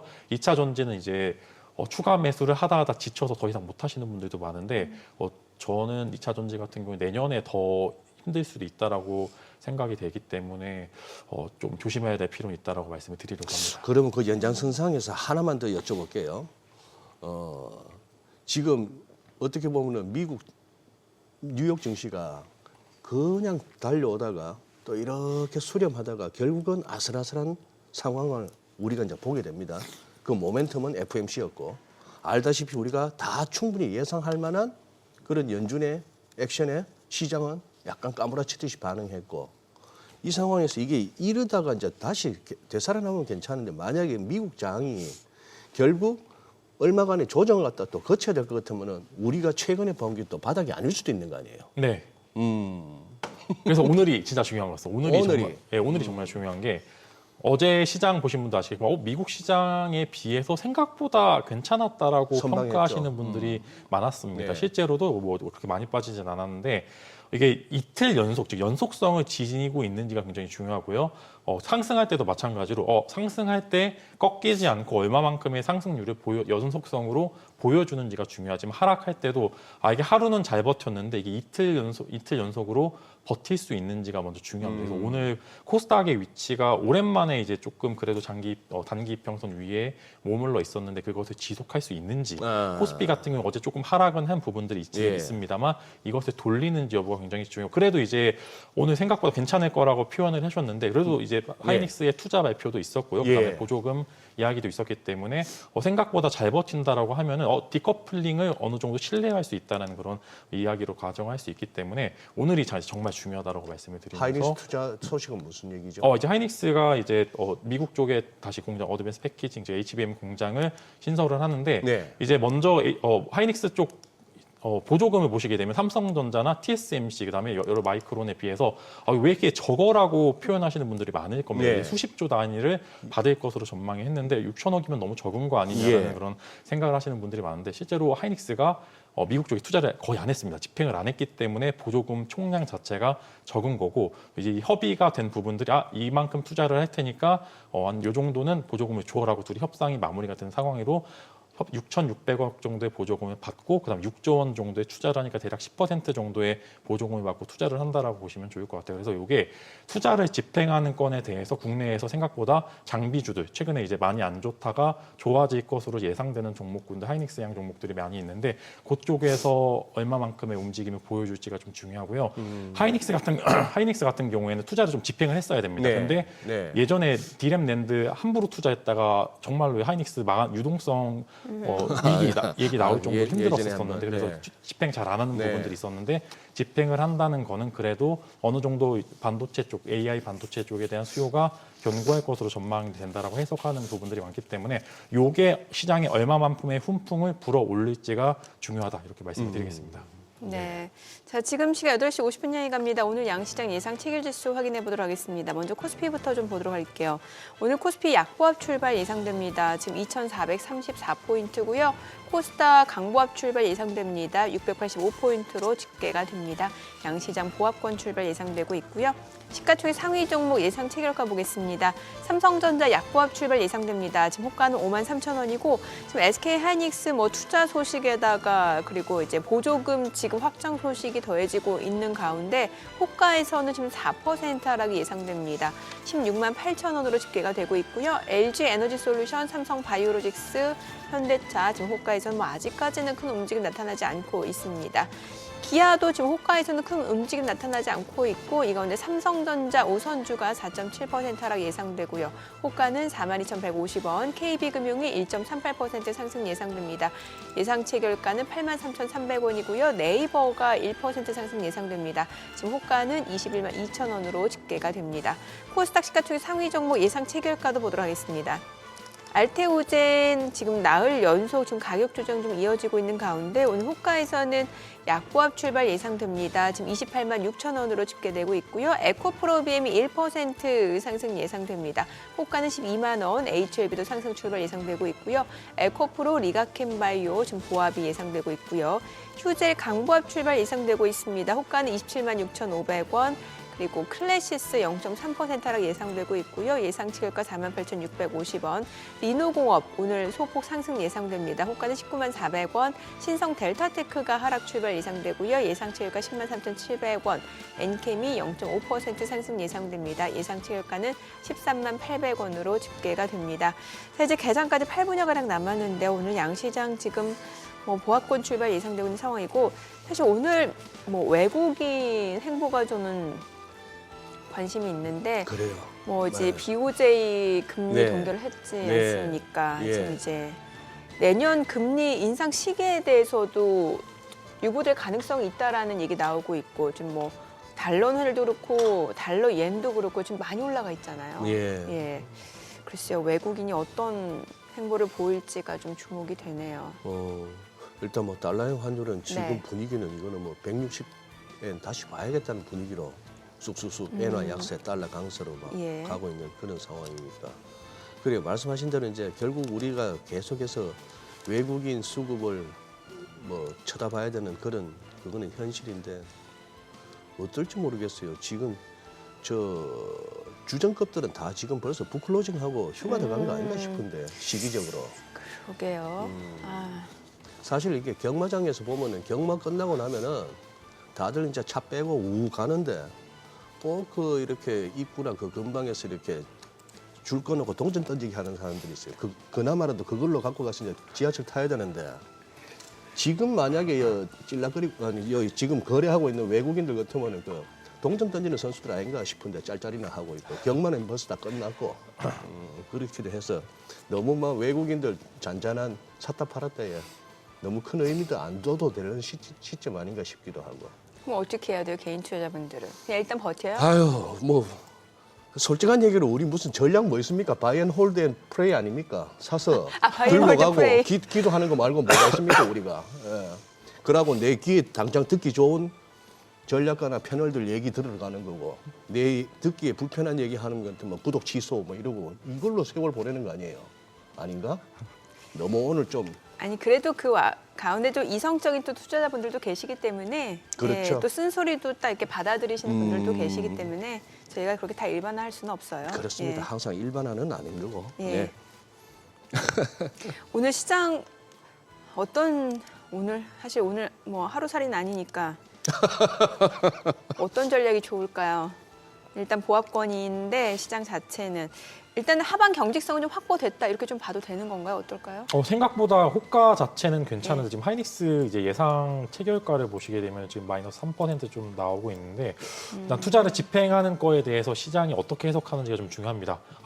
시장이 너무나 선제적인 투자가 위험한 상황 아니냐. 지금 AI 반도체도 수요가 내년에 어떻게 될지 모르는 상황에서 집행하는 투자가 하이닉스 입장에서는 부담이 될 것으로 예상이 되는지 아니면은 네. 추가적인 멀티플을 확보하게 되면서 주가가 조금 탄력적으로 오르는지 여부를 좀 판단을 해야 될 것 같은데 코스닥 쪽 호가는 생각보다 괜찮습니다. 코스닥은 괜찮고 코스피는 조금 하이닉스발 상승인지 하락인지 좀 보시면 좋을 것 같은데 그래도 이제 조금 호가가 좀 많이 얇기 때문에 뭐 3%까지는 아니겠지만 상승으로 얼마만큼 나오는지가 좀 중요하다고 말씀을 해드리겠고 아까 이제 바이 앤 홀드 앤 프레이라고 말씀을 해주셨는데 네, 맞습니다. 지금은 기존에 워낙 주식시장에 많이 좀 자금을 운영하고 계신 분들께서는 프레이가 맞는 거고요. 그 다음에 지금 바이를 하고 계신 분들께서는 너무나 길게 가져가시기보다는 지금 사두고서 12월 자체는 조금 한 기대 수익률을 좀 낮춤으로써 단기 트레이딩 자금으로 해보시는 게 좋을 것 같다라고 말씀드려서 대세 상승의 코스닥이나 코스피 쪽에서 보여주려면 적어도 올해보다는 내년 초 트럼프 취임 이후를 좀 지켜보시는 게 좋을 것 같다라고 말씀드리면 지금 이제 뭐 하루 올랐다가 하루 떨어졌다 이렇게 반복이 되면서 좀 피로감만 나오고 있기 때문에 분명히 수익권에 최근에 투자하신 분들께서는 하루 이틀 정도 수익률이 찍히시는 경우가 많을 겁니다. 근데 이때 매도를 하는 그런 포인트로 잡아보시는 게 좋을 것 같다라고 말씀드리면서 대세적인 상승을 보여주기에는 아직은 좀 시장의 체력 자체가 너무나 어렵고 외국인들의 수급 또한 너무나 이제 아까 경마장 이야기를 하셨는데 저는 동의합니다. 지금 외국인들의 수급 자체는 그런 단기성 자금을 제외하고는 전혀 들어오지 않고 있기 때문에 이것은 참고를 해볼 필요는 충분히 있다라고 말씀드리겠습니다. 네. 지금 오늘 눈길을 끄는 뉴스 하나가 신세계 정용진 회장이 지금 말하라고 가 계시잖아요. 네. 거기 또 트럼프 당선인 대통령의 장남 도널드 트럼프 주니어하고는 꽤나 그 친분이 있다고 알고 있고 금년에만 4번째 만남이랍니다. 김 대표님 네. 아주 친한 친구하고 1년에 몇 번 보세요? 저도 한두 번 정도 그러니까요. 네, 보는데 1년에 4번 본다는 사이는 대단한 겁니다. 정말 친합니다. 지금 이 격변기에 어떻게 보면은 외교 안보 라인 이런 쪽에서 움직여줘야 되는데 우리가 지금 그 정신도 없고 한 와중에 이런 게 이제 뉴스까지 된다는 얘기는 민간 차원에서라도 그거 한데 저는 모르겠어요. 이제 자꾸 일정이 3박 4일로 갔다가 이제 늦어진다. 더 계속 머물고 있다 하는 그 뉴스인데 그렇다면서 이제 기사의 내용은 트럼프도 만날 수 있는 거 아닌가 이런 얘기입니다. 그래서 또 이제 주식 측면에서 혹시 또 신세계 관련해서 한번 또 잠시라도 들이대볼까 싶어가지고. 저는 이마트 쪽은 정용진님이 이제 이마트 쪽이고. 이마트죠. 네, 그러니까. 그래서 이마트는 충분히 가치 있다고 보는 가치 게 있다. 지금 만약에 저성장 국면으로 가게 된다고 하면은 네. 이마트처럼 가치주거나 유통주 쪽에 원래 수급이 많이 몰리는 네. 게 일반적이고 충분히 정치 테마적 이슈로도 보시면 좋을 것 같다라고 말씀드리면서 국내에서 대통령 지금 이제 권한 대행을 안 만나준다라고 네. 네. 이야기합니다. 그래서 그렇기 때문에 분명히 효과는 있을 수도 있다라고 말씀을 드리려고 합니다. 저는 어제도 이제 좀 출연자분한테 질문을 드렸던 내용인데 시장 자체가 뭔가 좀 정체된 구간일 때 이제 종목별로 좀 개별 종목 장세가 이어지는데 삼양식품하고 S&D 좀 여쭤볼게요. 어제 같은 장에서도 많이 올랐단 말이죠. 사실 근데 삼양식품, S&D는 이제 단순히 뭐 테마 이렇게 볼 수 있는 건 아니잖아요. 일단 실적이 뒷받침되는 불닭볶음면이잖아요. 예. 또 전체적인 음식료라든지 이런 쪽도 좀 알려주세요. 사실 미국 쪽에서도 지금 필수 소비재 계속해서 실적 발표도 있고. 네. 예. 자, 사망식품 먼저 말씀을 드리면은 중국 쪽에서 멀티플이 늘어났습니다. 즉 중국 쪽에서. 중국에서 당연히 불닭볶음면에 따라한 여러 가지 네. 라면들이 많았지만 결국에는 원조를 이길 수 없다라고 이야기를 하려고 말씀을 드리려고 하고요. 유사품은 많이 나왔어요. 많이 나왔습니다. 실제로 네. 중국도 그렇고 이제 일본도 그렇고 유사한 제품 많이 나오고 있는데 네. 결국에는 원조를 이길 수 없다. 그다음에 열풍 자체가 젊은 층에서 많이 일어나고 있고 이제 여러 가지 SNS나 이제 뭐 유튜브 같은 채널을 통해서 불닭볶음 챌린지를 하는 문화가 많이 나오고 있습니다. 이제 많이 아시까 외국인들이 불닭볶음면을 먹고 눈물을 흘리는 챌린지요? 네, 이런 이제 하나의 문화로 잡았기 때문에 순수하게 음식료라고 평가하기도 평가하는 것도 맞지만 하나의 이제 유통뿐만 아니라 문화 쪽, 컬처 문화. 쪽 컬처 쪽으로도 쪽이네. 그 수출주네요, 네. 정말. 네, 수출주도 안 그래도 환율도 좋은데 중국 시장이 원래 그렇게 크게 안 열려 있었는데 중국 쪽에서 매출이 급격하게 늘어나기 시작한다라고 하면은 삼양식품이 갖고 있는 차원의 멀티플 자체가 50만 원을 넘기 힘들 거다라고 했었던 주가들이 계속적으로 올라가고 그러니까요. 있기 때문에 저라면 이미 도입화가 됐기 때문에 중국 쪽 흐름, 이게 추세가 살아있는 몇 안 되는 종목 중에 하나이기 때문에 저는 이제 여전히 추가적인 상승 여력은 남아있다라고 말씀드리면서 이게 식품 쪽이나 유통 쪽 보시는 분들은 시장이 얼마만큼 열릴 가능성이 큰지 네. 이 부분들을 좀 보는 게 중요합니다. 그래서 중국 쪽 매출이 늘어나는 삼양식품은 지금은 추가적인 상승이 가능하다 이렇게 말씀드리려고 합니다. 그러니까 주가가 지금 뭐 이미 75만 원을 넘어서고 있다 보니까 이게 더 갈 수 있는지에 대해서 좀 궁금하거든요. 네, 충분히. 이 공장이 이게 내년도 밀양 공장인데 밀양에서 나오는 여러 가지 제품들이 거의 불닭볶음면이라고 합니다. 그래서 밀양 쪽 매출 추이를 좀 잘 보실 필요가 있는데 예. 수출 데이터가 계속적으로 좋아지고 있는 상황에서 네. 최근에 이제 주가의 눌림 자체는 그냥 이제 한 번 정도 차익 실현 매물이 나왔고 요것을 돌파하는 흐름이 나왔기 때문에 또한 일주일 정도 쉬어갈 수는 있겠습니다만 그럼에도 상단이 많이 열려 있다 말씀을 드리려고 합니다. 알겠습니다. 자, 오늘 국내 증시 흐름 확인해 보죠. 개장합니다.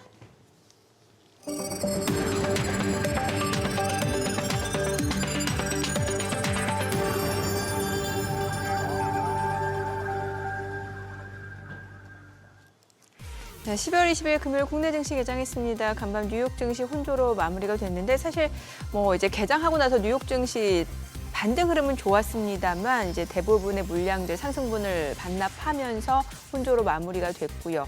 제롬 파월 연준 의장의 12월 금리 인하, 다만 이제 내년도 금리 인하에 대해서는 좀 횟수가 한 4번에서 2번 정도로 줄어든다라는 점에서 시장은 아직까지는 좀 충격에서 벗어나지 못하는 모습인데요. 오늘 국내 증시는 어떤 출발을 보여주는지 지수부터 좀 체크해 보겠습니다. 코스피가 지금 현재 0.2% 하락입니다. 2,429포인트, 코스닥 강보합권으로 684포인트입니다. 양시장 혼조 출발이고요. 시가총액 상위 종목 시초가 보겠습니다. 삼성전자 지금 보합권 출발입니다. 지금 약보합으로 53,000원이고요. SK하이닉스 0.6% 하락합니다. 173,900원, 174,000원 선을 중심으로 흐름 이어지고 있고요. LG에너지솔루션은 0.8% 상승합니다. 375,000원. 삼성바이오로직스가 2.4% 떨어집니다. 93만 원이고요. 현대차가 소폭 하락으로 21만 1,500원. 기아는 올라갑니다. 0.3% 상승으로 10만 900원이고요. 셀트리온이 지금 약보합으로 19만 2,200원. 삼성전자 우선주가 1.3% 하락합니다. 4만 3,650원. KB금융이 0.3% 떨어집니다. 8만 6,600원이고 네이버가 1% 올라갑니다. 21만 2,000원에 거래되고 있습니다. 코스닥 시가총액 상위 종목 시초가도 보도록 하겠습니다. 알테오젠이 0.8% 상승하면서 닷새 만에 좀 반등을 보여주고 있습니다. 28만 8,500원이고 에코프로비엠도 1.2% 올라갑니다. 11만 9,700원에 거래되면서 하루 만에 다시 반등 보여주고 있고 외국계 창고 쪽에서도 매수 주문 들어오네요. 에코프로도 0.4% 상승합니다. 6만 6,700원에 거래되고 있는 모습이고 HLB는 약보합으로 7만 100원, 리가켄바이오 지금 보합권이고요. 휴젤이 약보합으로 27만 5,500원, 클래시스는 0.6% 상승합니다. 지금 현재 48,800원에 거래되고 있습니다. 클래시스 어제도 1% 상승을 했고 지금 오늘은 좀 보합이네요. 자, 그리고 리노공업은 0.5% 떨어집니다. 18만 8,800원, 신성 델타테크도 0.9% 하락, 10만 3,400원이고 삼천당제약이 4% 올라갑니다. 11만 8,900원에 거래되면서 어제 낙폭 하루 만에 좀 만회하고 있는 상황이고요. 오늘 시장에서 특징을 보여주고 있는 섹터 종목들 좀 체크해 보도록 하겠습니다. 오늘 보니까 원전 관련주들 움직임이 나타나고 있네요. 지금 우리기술이 6% 강세 보여줍니다. 1,888원에 거래되고 있고요. BHI도 4.7% 올라갑니다. 15,980원. 그리고 두산 에너빌리티도 3.6% 올라갑니다. 18,500원 선이고요. 한전기술, 한전 KPS도 2% 이상 올라갑니다. 우진엔텍도 3.7% 상승 보여주고 있고요. G2파워가 5% 상승하면서 7,100원 선에서 움직임 이어집니다. 오르비텍도 2% 이상 올라가고 있는 상황이고요. 오늘 원전 관련주들이 움직임을 좀 보여주고 있는 상황이고 그 밖에는 오늘 해운주들도 좀 움직임이 있네요. 지금 HMM이 지금 2% 이상 올라갑니다. 18,420원, 대한해운도 2% 상승 1,708원이고요. 그 밖에 지금 흥하해운 그리고 펜오션은 각각 0.3%에서 0.6% 오름세 이어지고 있는 모습입니다. 자, 그리고 오늘 조선주들도 좀 움직임이 있네요. 지금 HD 현대중공업이 2% 이상 상승합니다. 26만 1,000원에 거래되고 있고요. 하나오션도 지금 1.7% 상승하면서 32,800원.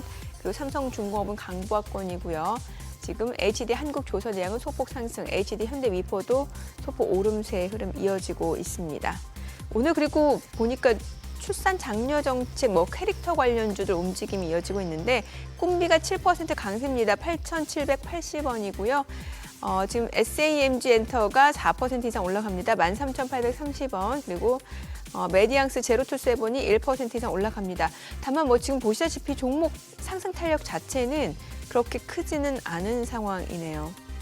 자, 오늘 그리고 신규 상장한 종목 좀 볼게요. 지금 오늘 듀켄바이오가 59% 급등합니다. 지금 현재 주가 12,750원 선 흐름 이어지고 있는 상황이고요. 지금 듀켄바이오가 지금 강세를 보여주고 있는 상황이고 또 그밖에 지금 스펙주 좀 올라가고 있는 모습이고 또 최근에 상장한 종목들 온코닉 테라퓨틱스가 2% 상승하고요. 온코크로스가 0.7% 상승 보여주고 있습니다. 지금 시장이 개장한 지 이제 5분 지났는데 지금 좀 낙폭이 약간 좀 확대가 됩니다. 지금 코스피 같은 경우 2,417포인트까지 내려간 상황이고 코스닥도 0.5% 지금 하락이네요. 좀 수급 상황 좀 체크해 보도록 하겠습니다.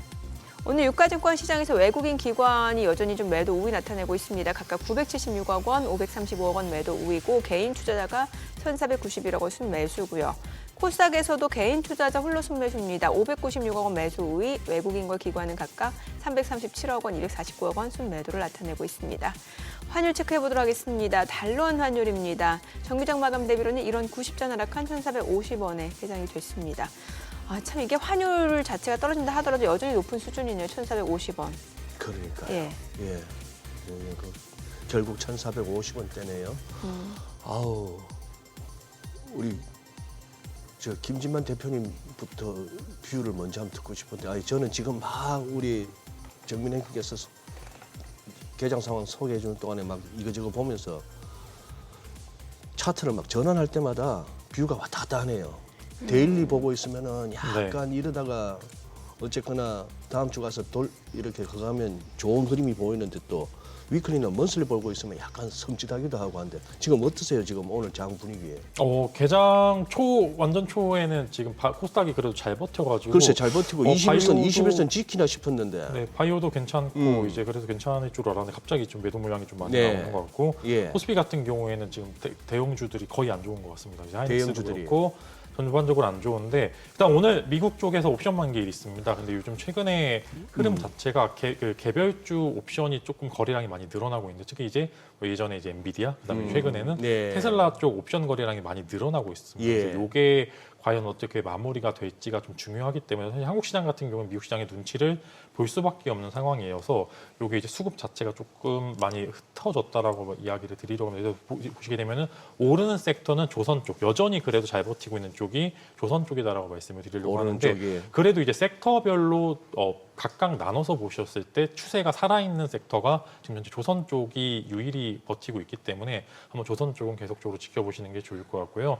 마찬가지로 이제 원전 쪽도 그래도 이제 하단부에서 좀 반등에 성공을 하면서 어제 미국장도 보시게 되면은 원조주들의 흐름이 나쁘지 않았습니다. 이게 양자 컴퓨터가 최근에 관련된 원전 쪽 수급을 가져갔었는데 다시 빼서 올지 여부가 좀 중요합니다. 이제 아이러니하게도 미국 원전 쪽 수급이 빠지면서 들어간 게 이제 양자 쪽이 수급이 많이 들어왔고 국내도 좀 비슷한 흐름을 많이 보여주었는데 이게 얼마만큼의 추가적인 상승 혹은 이제 지속적인 반등을 보여줄지 여부를 잘 체크를 해보시면 좋을 것 같아요. 일단 전반적으로 시장 자체는 그리 좋지만은 않은 것 같습니다. 개장 초에 좀 밀리고 시작하는데 이제 코스닥 같은 경우 여기서 밀리면 21선이 안 깨져야지만 그래도 다음 추세를 기대해 볼 수 있는 상황이에요. 코스피 같은 경우에 좀 하방이 열려 있습니다. 아직은 2,400은 한번 깨지고 올라오는 게 좀 맞다라고 말씀해서 매번 그렇듯이 2,500선을 지키지 못하는 모습을 보여주게 되면은 그 내려갔을 때 그런 하방 또한 2,400을 깰 가능성이 훨씬 더 크다라고 말씀을 드리면서 일단 반도체 위주가 오늘 하이닉스에 대한 시장의 해석이 그리 좋지 않게 좀 해석을 하고 있는 것 같습니다. 훈풍도 반도체 장비주들로 그렇게 넘어오지 않는 것을 보아하니 하이닉스에 대한 투자가 좀 과도한 것이 아니냐라는 그런 시장에 대한 해석이 먼저 있는 것 같습니다. 그러니까 보조금 규모는 작은데 투자 자체는 크다라는 거죠. 네, 이제 주주 환원책도 보시게 되면 만약에 예.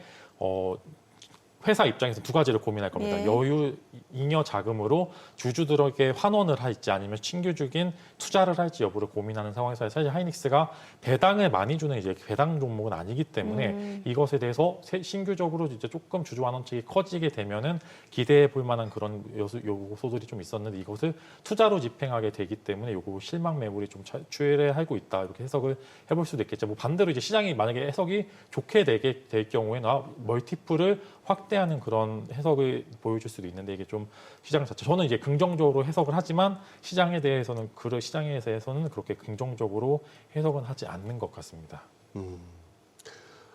김 대표께서는 저 전략 세우거나 시장 분석하시면서 이렇게 차트 좀 보세요.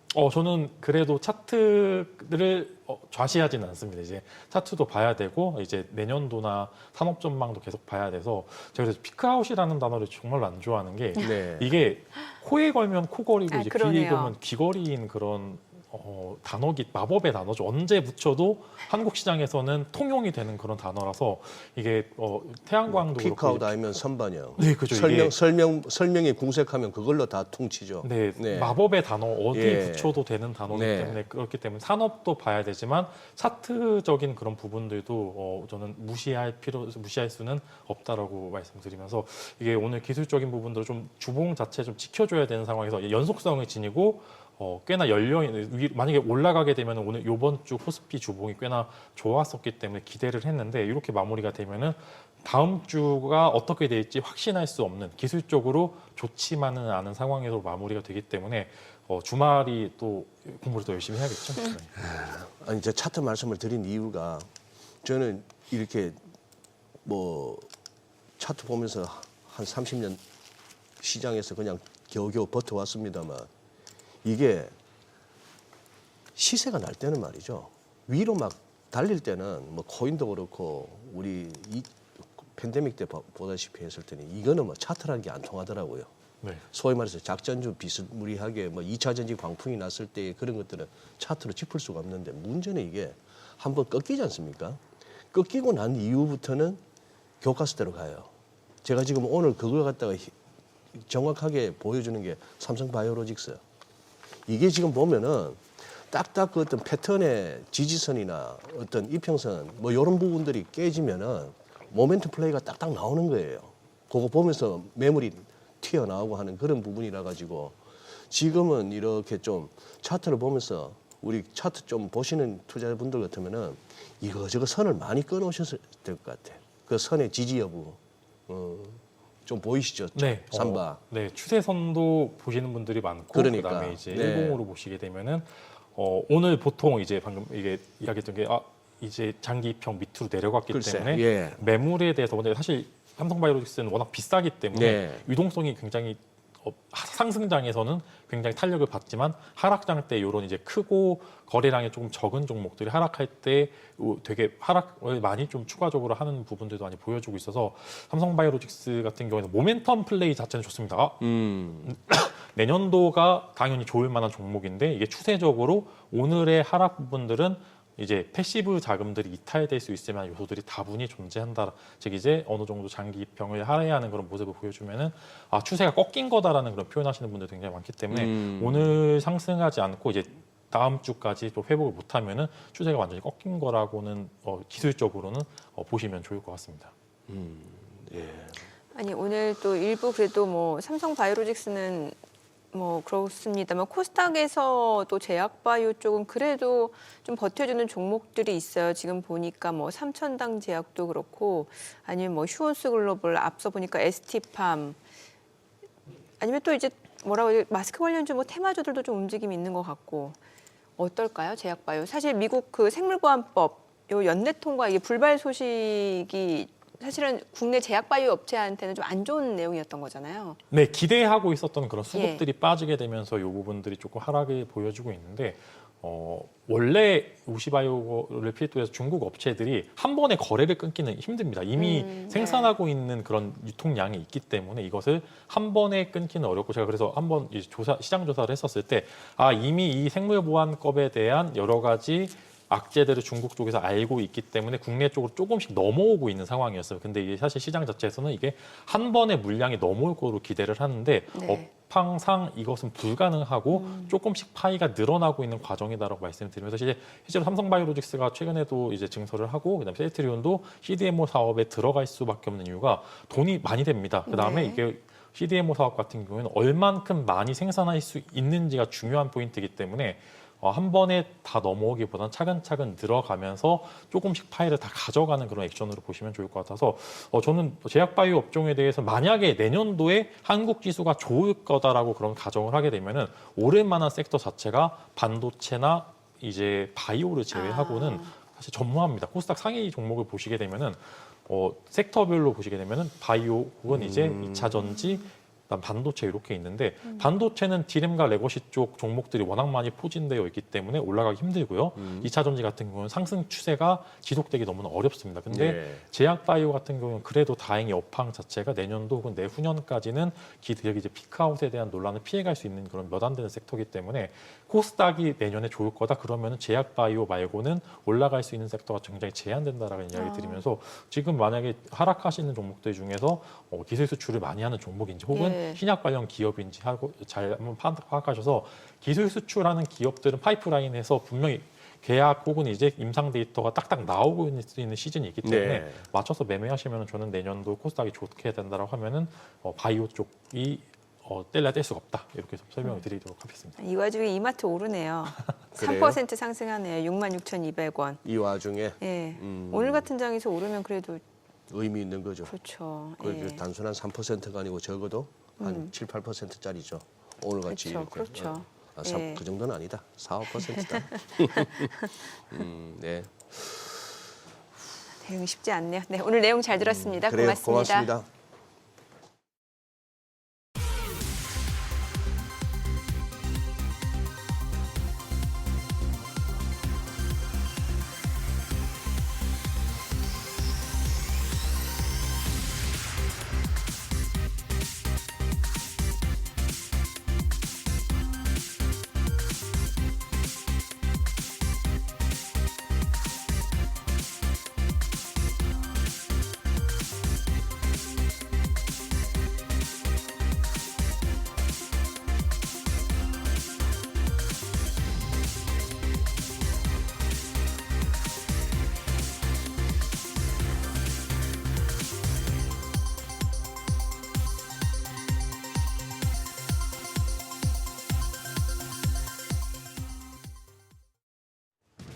이 시각 시황입니다. 매파 FOMC발 여진이 계속되면서 양 지수 모두 1%대 하락세 보여주고 있습니다. 코스피가 1.2% 하락합니다. 지금 다시 2,400선 지지 여부 걱정해야 되는 상황입니다. 2,405포인트 가리키고 있고요. 코스닥 역시도 1.15% 약세로 현재 676선 지나가고 있습니다. 수급 상황 보겠습니다. 오늘 유가증권 시장 외국인과 기관 매도 우위 기록하고 있습니다. 외국인이 장 초반부터 1,841억 원 매도 우위 기록 중이고요. 기관 역시도 1,150억 원 팔자 포지션 취하고 있습니다. 오늘도 개인만 홀로 3,064억 원 순매수하고 있습니다. 코스닥 시장도 흐름은 대동소이합니다. 여기서도 외국인 602억 원의 팔자 포지션 취하고 있고요. 기관 역시도 377억 원 매도 우위 기록 중입니다. 개인만 홀로 1,003억 원 순매수하고 있습니다. 등락률 상하위 업종 살펴보시죠. 오늘 해운 업종이 강하고 전기 유틸리티 그리고 에너지 장비와 서비스 업종 상승률 상위권에 위치해 있습니다. 반면에 비철금속, 손해보험, 제약 업종은 하락폭이 큰 것으로 집계됩니다. 그럼 시장을 주도하는 테마 종목별 시세 체크하겠습니다. 오늘 원전주가 소폭 올라갑니다. 우리나라가 루마니아에서 1조 2천억 원 규모의 원전 리모델링 계약을 따냈다고 밝혀서 관련주에 매수세가 몰렸었는데요. 장 초반 대비해서는 지금 상승폭을 약간 축소시키고 있는 상황입니다. 원전주 내에서 우리 기술이 2.2% 강세 흐름 보이며 거래가 1,816원이고요. G2파워가 지금 1%가량의 오름세 보여주고 있습니다. 6,800원. 두산 에너빌리티가 2.1% 오르면서 18,240원에 거래되고 있습니다. 반면에 지금 한전산업은 하락 전환된 상태이고요. 우진엔텍은 0.28% 소폭의 강세 흐름 보여줍니다. 해운주가 그래도 좀 버티는 모습 보여주고 있습니다. 지금 7조 8천억 원대의 한국형 차기 구축함을 둘러싼 하나오션과 HD 현대중공업 간 수주전이 내년 초에 마무리될 것이라는 소식이 보도됐는데 조선과 더불어서 해운주에도 긍정적으로 작용하는 모습입니다. 해운주 내에서는 대한해운이 8.2% 강세 흐름 보여줍니다. 거래가 1,812원이고요. HMM도 1.84% 올라가면서 18,300원에 거래되고 있습니다. STX 그린로지스입니다. 1.6% 오름세로 8,240원. 흥하해운도 2% 가까이 상승합니다. 1,636원대에 거래되고 있고요. 더불어서 KSS 해운 1.27% 오름세로 현재 거래가 8,760원으로 집계됩니다. 그리고 치매 관련주 일부 종목들이 급등을 하고 있는데요. 일단 듀켄바이오입니다. 오늘 신규 상장했는데 현재 55% 상승 보여주고 있습니다. PCL 같은 경우에도 지금 10% 넘게 급등을 했었는데요. 지금은 8.18% 상승세 보여주고 있고요. 하이퍼 코퍼레이션이 1.29% 상승하면서 거래가 1,260원입니다. 반면에 오스코텍 1%대 내림세로 전환이 됐고요. 리메드 역시도 0.92% 약세 흐름 보여주고 있습니다. 마지막으로 자율주행 관련주 보겠습니다. 테슬라가 자율주행차 기술과 관련해서 텍사스주 오스틴시 당국과 초기 협의를 진행 중이라는 소식에 영향을 받고 있습니다. 자율주행 관련주 내에서는 SOS랩이 13.26% 급등합니다. 현재 거래가 13,150원이고요. 퓨런티어도 5% 넘게 오르고 있습니다. 29,600원에 거래됩니다. 그 밖에 넥스트칩이 4.54% 강세로 14,060원. 텔레칩스 1.47% 상승하면서 13,840원에 거래되고 있고요. 더불어서 라이콤까지도 2.29% 강세 보여줍니다. 현재 거래가 3,345원으로 집계되고 있습니다. 오늘도 지수 전반적으로 약하고 일부 테마성 재료가 있는 쪽에서만 좀 매물이 몰리고 있는 모습인데요. 오늘 장에서 눈여겨볼 업종 어떤 게 있을지 그리고 시장 대응 전략까지 알아보겠습니다. 오늘은 트러스트 투자자문 김대준 자문역 전화 연결돼 있습니다. 안녕하세요. 예, 안녕하십니까. 네, 매파 FOMC의 국내 증시가 흔들리는 상황에서도 이번 주 조선주가 강세를 이어가고 있는데 오늘도 흐름 나쁘지 않습니다. 조선주 업황 전망 어떻게 보시나요? 예, 올해 조선업종은 수주 목표를 초과 달성하면서 탄탄한 성장세를 보이고 있습니다. 여기에 최근 달러 강세라는 호재가 더해져서 주가 상승 가능성을 높이고 있습니다. 전 세계 선박 수주량은 전년 동기 대비 41% 증가하면서 2013년 이후 최대치를 기록했습니다. 특히 국내 조선사들은 해양 플랜트 비중을 좀 줄이면서 유가 변동에 따른 영향을 덜 받는 안정적인 매출 기반을 확보했습니다. 최근 원달러 환율이 1,450원까지도 상승하면서 조선업계에는 긍정적인 영향을 미치고 있습니다. 계약 시점과 선박 인도 시점 사이의 시차로 인해서 환율이 오를수록 매출이 증가하는 구조이기 때문입니다. 한 해지를 100% 적용하지 않고 달러 익스포저를 보유한 조선사들은 환율 상승의 수혜를 직접적으로 누릴 수 있습니다. 국내 조선사들의 고가 선박 판매가 또 증가하면서 영업이익률이 개선되고 있기에 예상보다 양호한 실적도 기대됩니다. 이러한 흐름을 감안할 때 4분기 실적 발표 전에 선제적으로 매수하는 전략도 좋을 것으로 판단됩니다. 네, 그럼 조선주 중에서 어떤 종목 좋게 보시나요? 예, 첫 번째 종목은 HD 현대중공업입니다. 이번 조선업 사이클이 군함이나 잠수함 같은 방산 부문하고 LNG선 중심으로 호황이 예상됩니다. 이 분야에서 관련 사업 포트폴리오를 가장 잘 갖춘 기업이라서 가장 큰 수혜를 받을 것으로 전망됩니다. 자, 두 번째 종목은 HD 현대마린솔루션입니다. 최근 미국이 선박 수리와 설비 보수 등 MRO 분야에서 한국에 지원을 요청한 사항입니다. HD 현대마린솔루션은 전 세계에서 선박의 생애주기 전반을 아우르는 통합 솔루션을 제공하는 유일한 기업으로 MRO 부분에서 높은 성장 잠재력을 기대할 수 있습니다. 자, 세 번째 종목은 동성화이텍입니다. LNG 운반선에 사용되는 초저온 보냉제형 패널을 전문적으로 생산하는 기업입니다. 급증하는 주문량에 대응하기 위해 최근 공장 증설을 완료하였고 증가하는 LNG 선박 발주에 힘입어 더욱 가파른 성장이 기대됩니다. 또한 4세대 암모니아 선박 관련 제품을 신규 사업으로 준비하고 있다는 점이 추가적인 모멘텀으로 작용할 전망입니다. 네, 이제 이번 주 마지막 거래일입니다. 투자자분들 위해서 대응 전략까지 세워주시죠.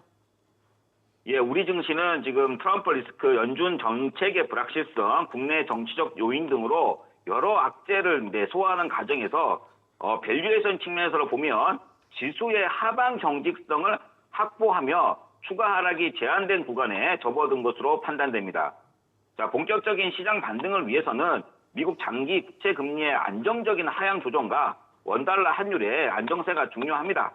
자, 그러나 모든 변수를 점검하며 상승을 기다리는 것보다는 이미 더 이상 큰 하락의 여지가 없는 지수에서 모멘텀이 있는 종목들을 매수하는 전략이 더 좋아 보입니다. 특히 환율 상승의 수혜를 누릴 수 있는 수출주에 대한 매수 전략이 유망해 보입니다. 또한 PBR 밴드 하단에 위치한 자동차와 반도체 섹터 그리고 주요 대표주들의 밸류에이션 내력에 주목하면서 반등 가능성을 염두에 두고 매수 전략을 세우는 것이 바람직할 것으로 판단됩니다.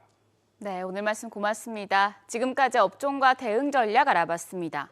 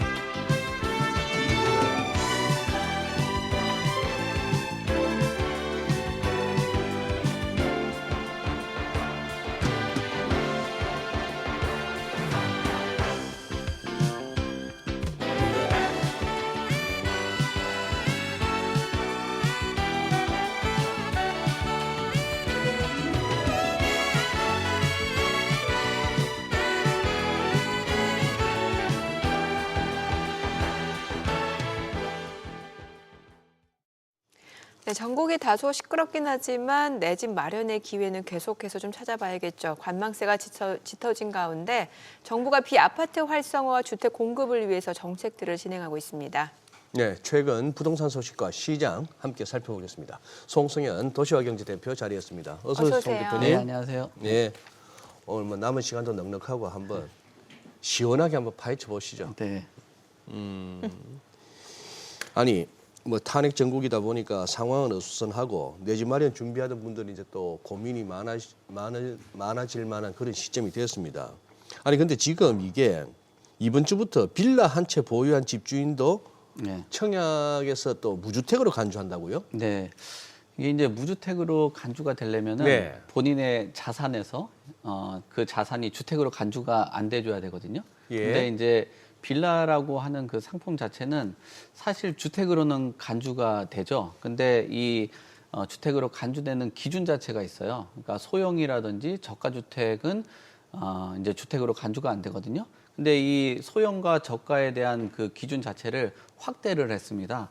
예전 기준으로 보면은 뭐 한 60제곱미터, 그다음에 뭐 공시지가로는 한 1억 6천 정도 되는 수준을 지금 면적 자체를 85제곱미터 이하 수도권, 공시가격은 5억 이하의 그 빌라도 이제 무주택으로 간주를 하게 되거든요. 그러면 시세로 본다라면은 뭐 한 7억에서 한 8억 정도, 뭐 그 정도 수준의 빌라를 갖게 돼도 무주택으로 간주가 된다. 그러면은 이제 뭐 그 주택을 빌라에서만 하시고 싶고 또 만족하시는 분들도 있겠지만 아파트의 그 청약이라든지 또 내 집 마련을 아파트로 하고 싶은 분들이 있잖아요. 그런 분들에게도 기회가 상당 부분 좀 확대가 됐다라고 볼 수 있을 것 같아요. 그래서 말씀하신 대로 이제 뭐 입주자 모집 공고된 아파트 18일 이후부터는 적용이 되고요.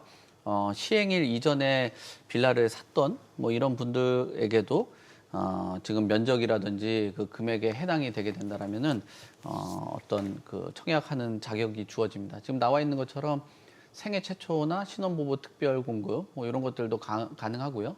또 공공분양도 가능한 그런 형태가 되게 되겠습니다. 그래서 지금 걱정들을 하는 거는 빌라에 살고 계신 분들 같은 경우는 기회가 확대돼서 좋을 수 있겠는데 또 고민들을 하시는 분들은 이 빌라까지도 주택수에 안 들어가게 된다라면 이제 주택을 뭐 빌라에 있는 수요들까지도 아파트 청약에 도전을 할 수 있게 되는 꼴이 돼버리니까 가뜩이나 지금 물량도 또 부족하다라는 얘기들도 나오고 또 청약 시장의 가점도 올라가고 있는 상황에서 이게 당첨 확률이 좀 더 떨어지지 않을까 뭐 그런 우려들도 갖고 있는 게 지금 청약 시장 또 이 빌라의 그 수요들이 넘어오는 그런 우려 뭐 이런 것들이 있다라고 볼 수 있을 것 같습니다.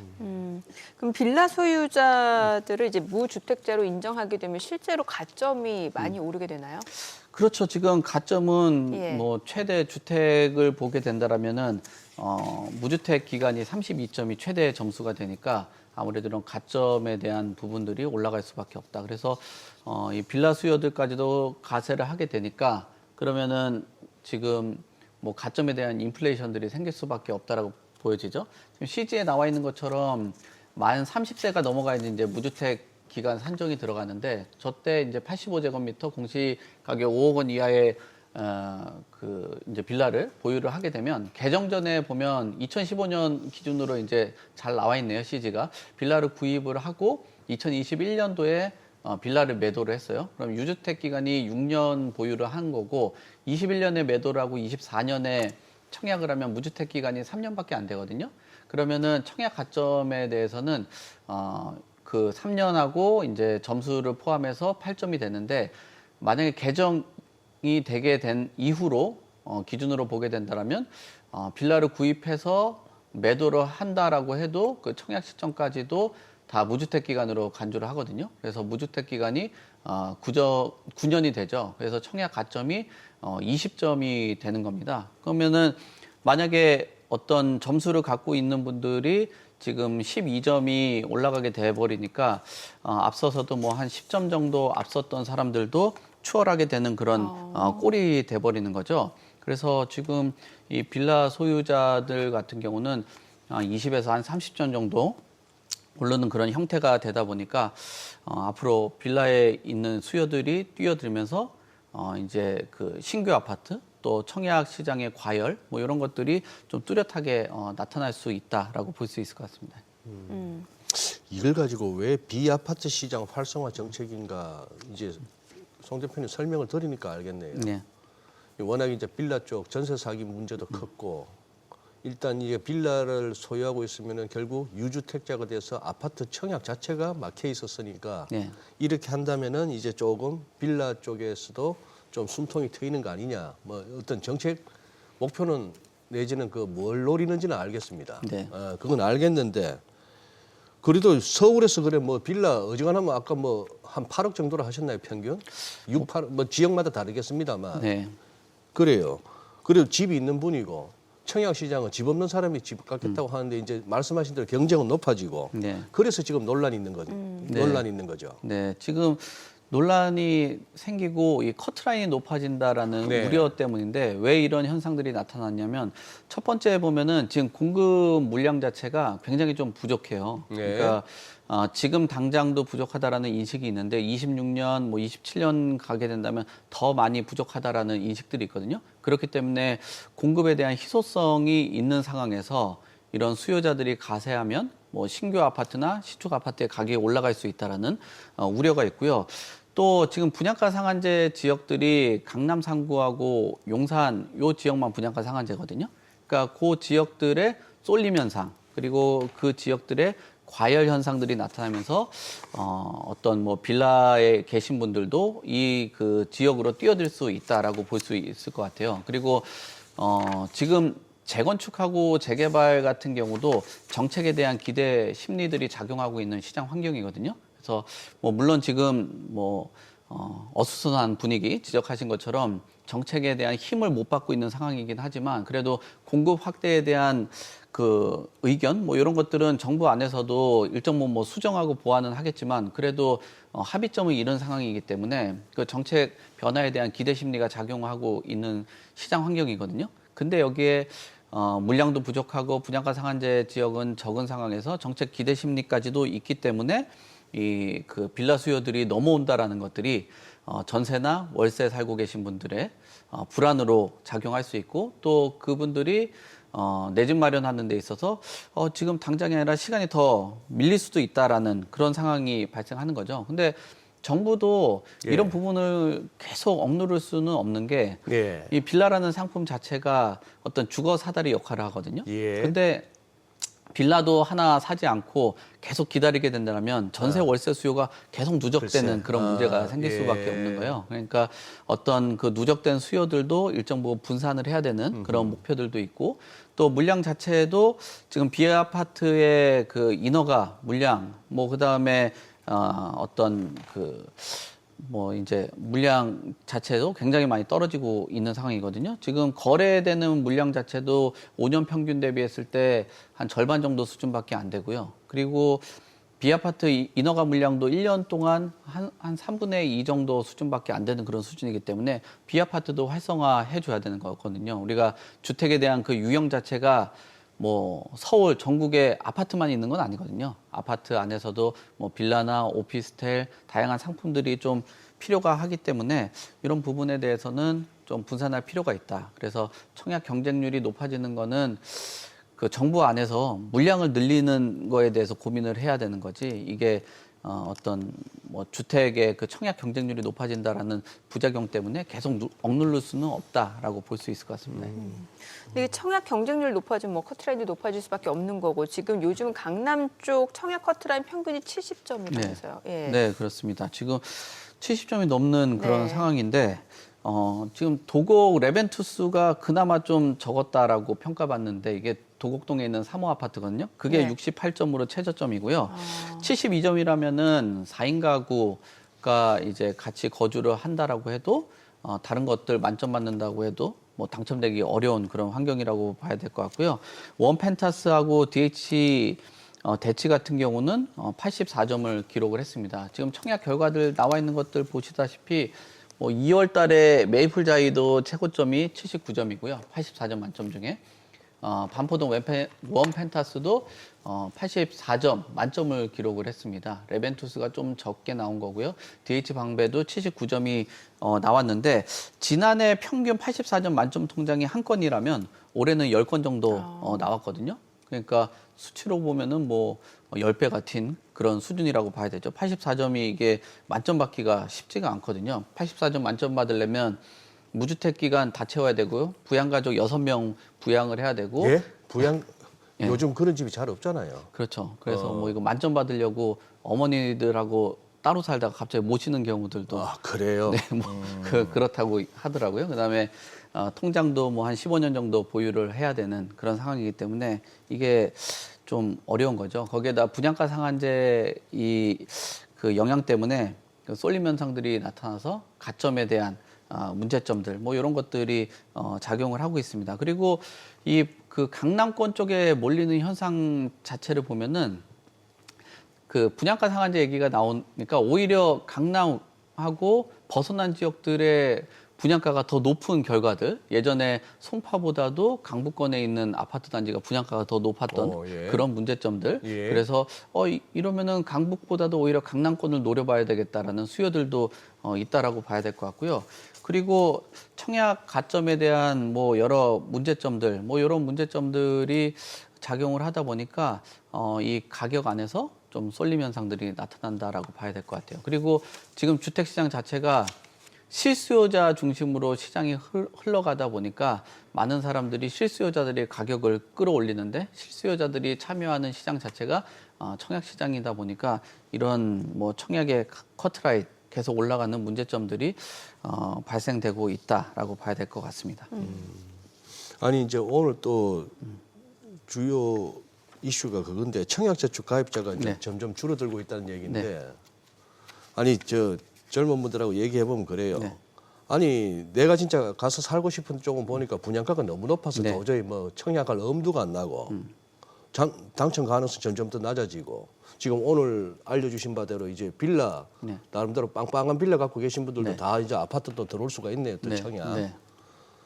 거기다가 또 가끔씩 그 뭡니까? 내가 그동안에 그 오랜 세월 청약 저축 이걸 왜 따박따박 넣었지 싶을 정도로 갑자기 엄청난 네. 아파트에서 청약 통장 필요 없어요 이러니까 네. 이 확 기분이 상하잖아요. 뭐지 하는 네. 뭐 이런 거 아닙니까? 지금 청약 저축 가입자가 줄어든다는 게.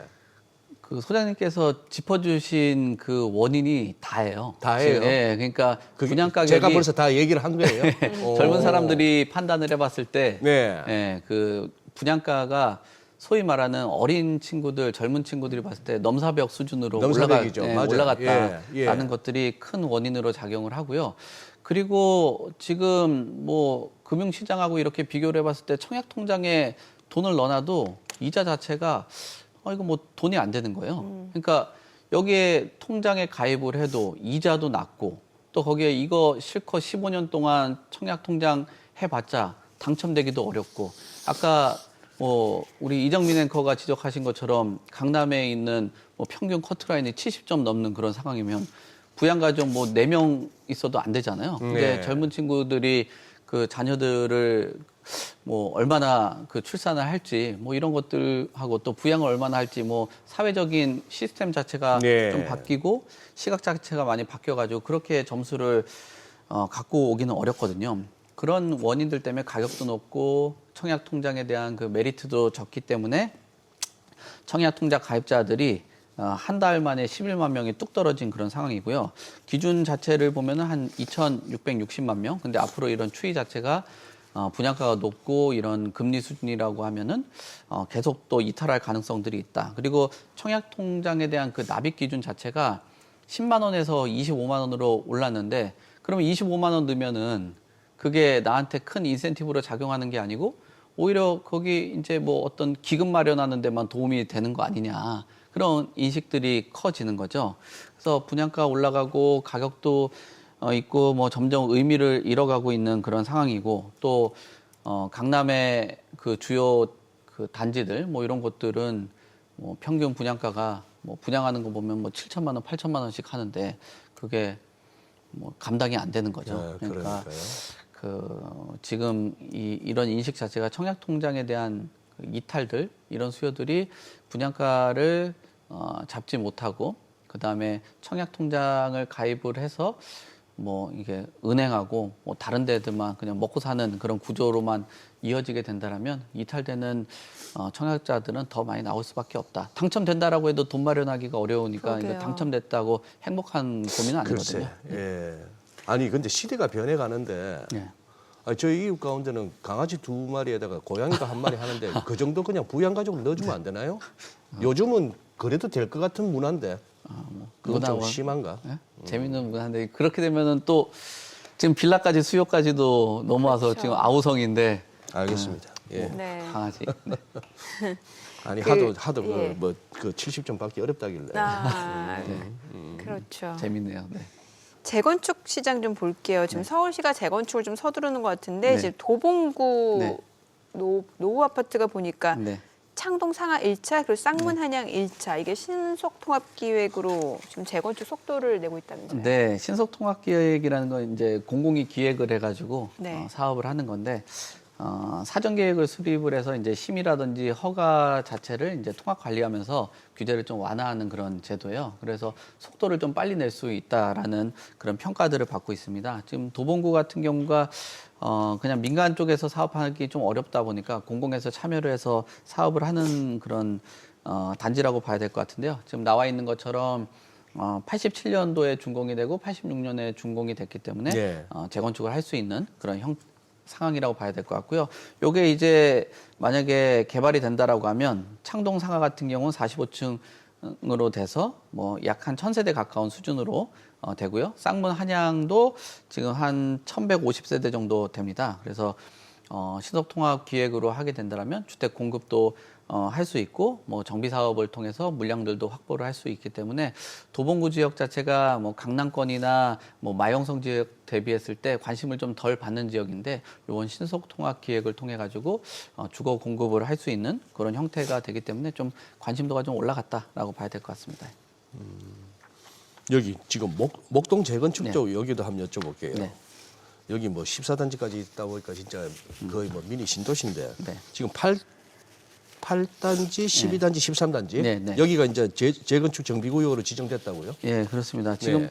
7단지가 가장 대장 그 단지라고 평가를 네. 받는데 그 단지는 아무래도 이제 사업성이 좀 좋다 보니까 좀 더 고민을 하고 있는 것 같고요. 말씀하신 대로 8, 12, 13단지가 재건축을 하는 그 정비 계획이 수립이 됐는데요. 정비 계획을 수립하고 나면 조합도 이제 설립을 하고 사업 시행 인가 받고 관리 처분 받고 이제 그 이주하고 착공하는 그런 그 순서로 나가게 됩니다. 그래서 사업에 이제 첫 발을 좀 디뎠다라고 네. 봐야 될 것 같아요. 물론 조합원들이 얼마나 동의를 하고 추가적으로 여러 그 사업 과정 안에서 뭐 분담금이라든지 이런 얘기들이 있긴 하겠지만 그래도 개발하게 된다라면은 굉장히 큰 메모드급 단지로 완성이 된다라고 봐야 될 것 같아요. 49층 정도 되고요.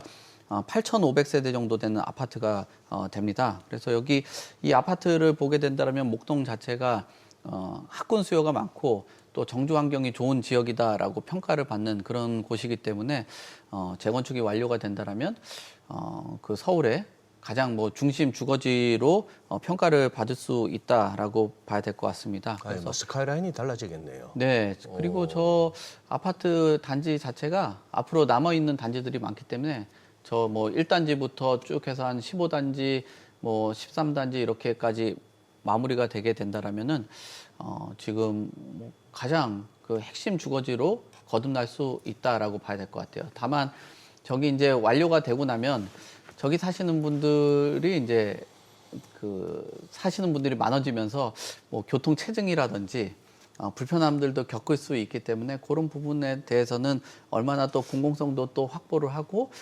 연계성들이 좋냐 또 요 부분들도 중요하게 보고 있는 그런 재건축 단지입니다. 뭐 굉장히 사업성이 좋고 대표 단지로 거듭날 수 있는 그런 곳이라고 봐야 될 것 같습니다. 부동산 시장 전망 좀 여쭤보고 싶어요. 사실 네. 이게 뭐 저희가 항상 드리는 질문입니다만 이게 네. 뭐 지역별로 네. 뭐 차이가 있을 수밖에 네. 없고 어떨까요? 내년도 집값 움직임. 집값을 보게 된다라면 크게 이제 뭐 거시경제 요인으로 첫 번째로 보면은 이제 금리 인하에 대한 폭, 요 부분들이 핵심이 되지 않을까 보고요. 두 번째로는 정부 정책이 되겠죠. 대출 규제나 재건축 재개발을 얼마나 그 규제를 완화하느냐. 그리고 세 번째 보면 공급하고 수요, 요 사이드를 봐야 될 것 같은데요. 수요 대비 공급이 좀 부족한 지역들, 공급 대비 공급이 또 과잉되는 곳들, 뭐 이런 지역들에 대해서 좀 차등이 나타날 것 같습니다. 낙관적으로 보면 가장 좋겠죠. 이제 금리가 인하가 되고 대출 규제가 완화되고 공급이 좀 부족한 지역들, 뭐 이런 지역들은 낙관적으로 보면 뭐 내년에 한 3에서 한 7% 정도 상승할 수 있지 않나 그렇게 보고요. 또 비관적으로 본다라면 금리가 인상되고 또 대출 규제는 완화가 되지 않고 공급이 지속적으로 이뤄지게 된다라면은 뭐 마이너스 한 5에서 한 10%도 볼 수 있지 않을까라고 보는데요. 비관적인 것보다는 금리가 인하될 것으로 보는 시각들이 대다수를 차지하고 있기 때문에 그래도 내년에는 그 수준 자체가 그래도 뭐 그 상승하는 그런 국면으로 좀 돌입하지 않을까 그렇게 보여집니다. 그래서 중립적으로 보면은 뭐 플러스 마이너스 한 2% 정도 보는데요. 상승하는 걸 보면 한 2%에서 한 5% 정도는 내년에 그래도 공급이 좀 부족하고 한 지역은 금리 인하 뭐 요 속도하고 맞춰가지고 상승하지 않을까. 저는 그렇게 개인적으로 전망을 합니다. 네. 네, 오늘 내용 잘 들었습니다. 예, 고맙습니다. 고맙습니다. 네, 감사합니다. 네. 네, 지금 뭐 코스피 코스닥 양시장 지금 1% 하락이고 지금 뭐 수급별로 봤을 때 외국인 현선물에서 여전히 좀 매도를 나타내다 보니까 시장 반등을 꾀하기는 참 쉽지 않은 구간인 것 같네요. 네, 그러네요. 편안한 연말이 되어야 하는데 그렇지 못한 것은 좀 어쩔 수 없이 안타까운 현실입니다. 네, 저희 방송 중에 전해드린 내용과 관련해서 모든 투자 판단의 책임은 투자자분들께 있다는 점 알려드립니다. 네, 세상의 모든 돈 되는 정보 재테크 노하우 머니쇼. 오늘 여기서 인사드리겠습니다. 여러분의 모든 경제 SBS 비지가 함께하겠습니다. 저희는 다음 주 월요일 오전 8시에 찾아뵙겠습니다. 고맙습니다.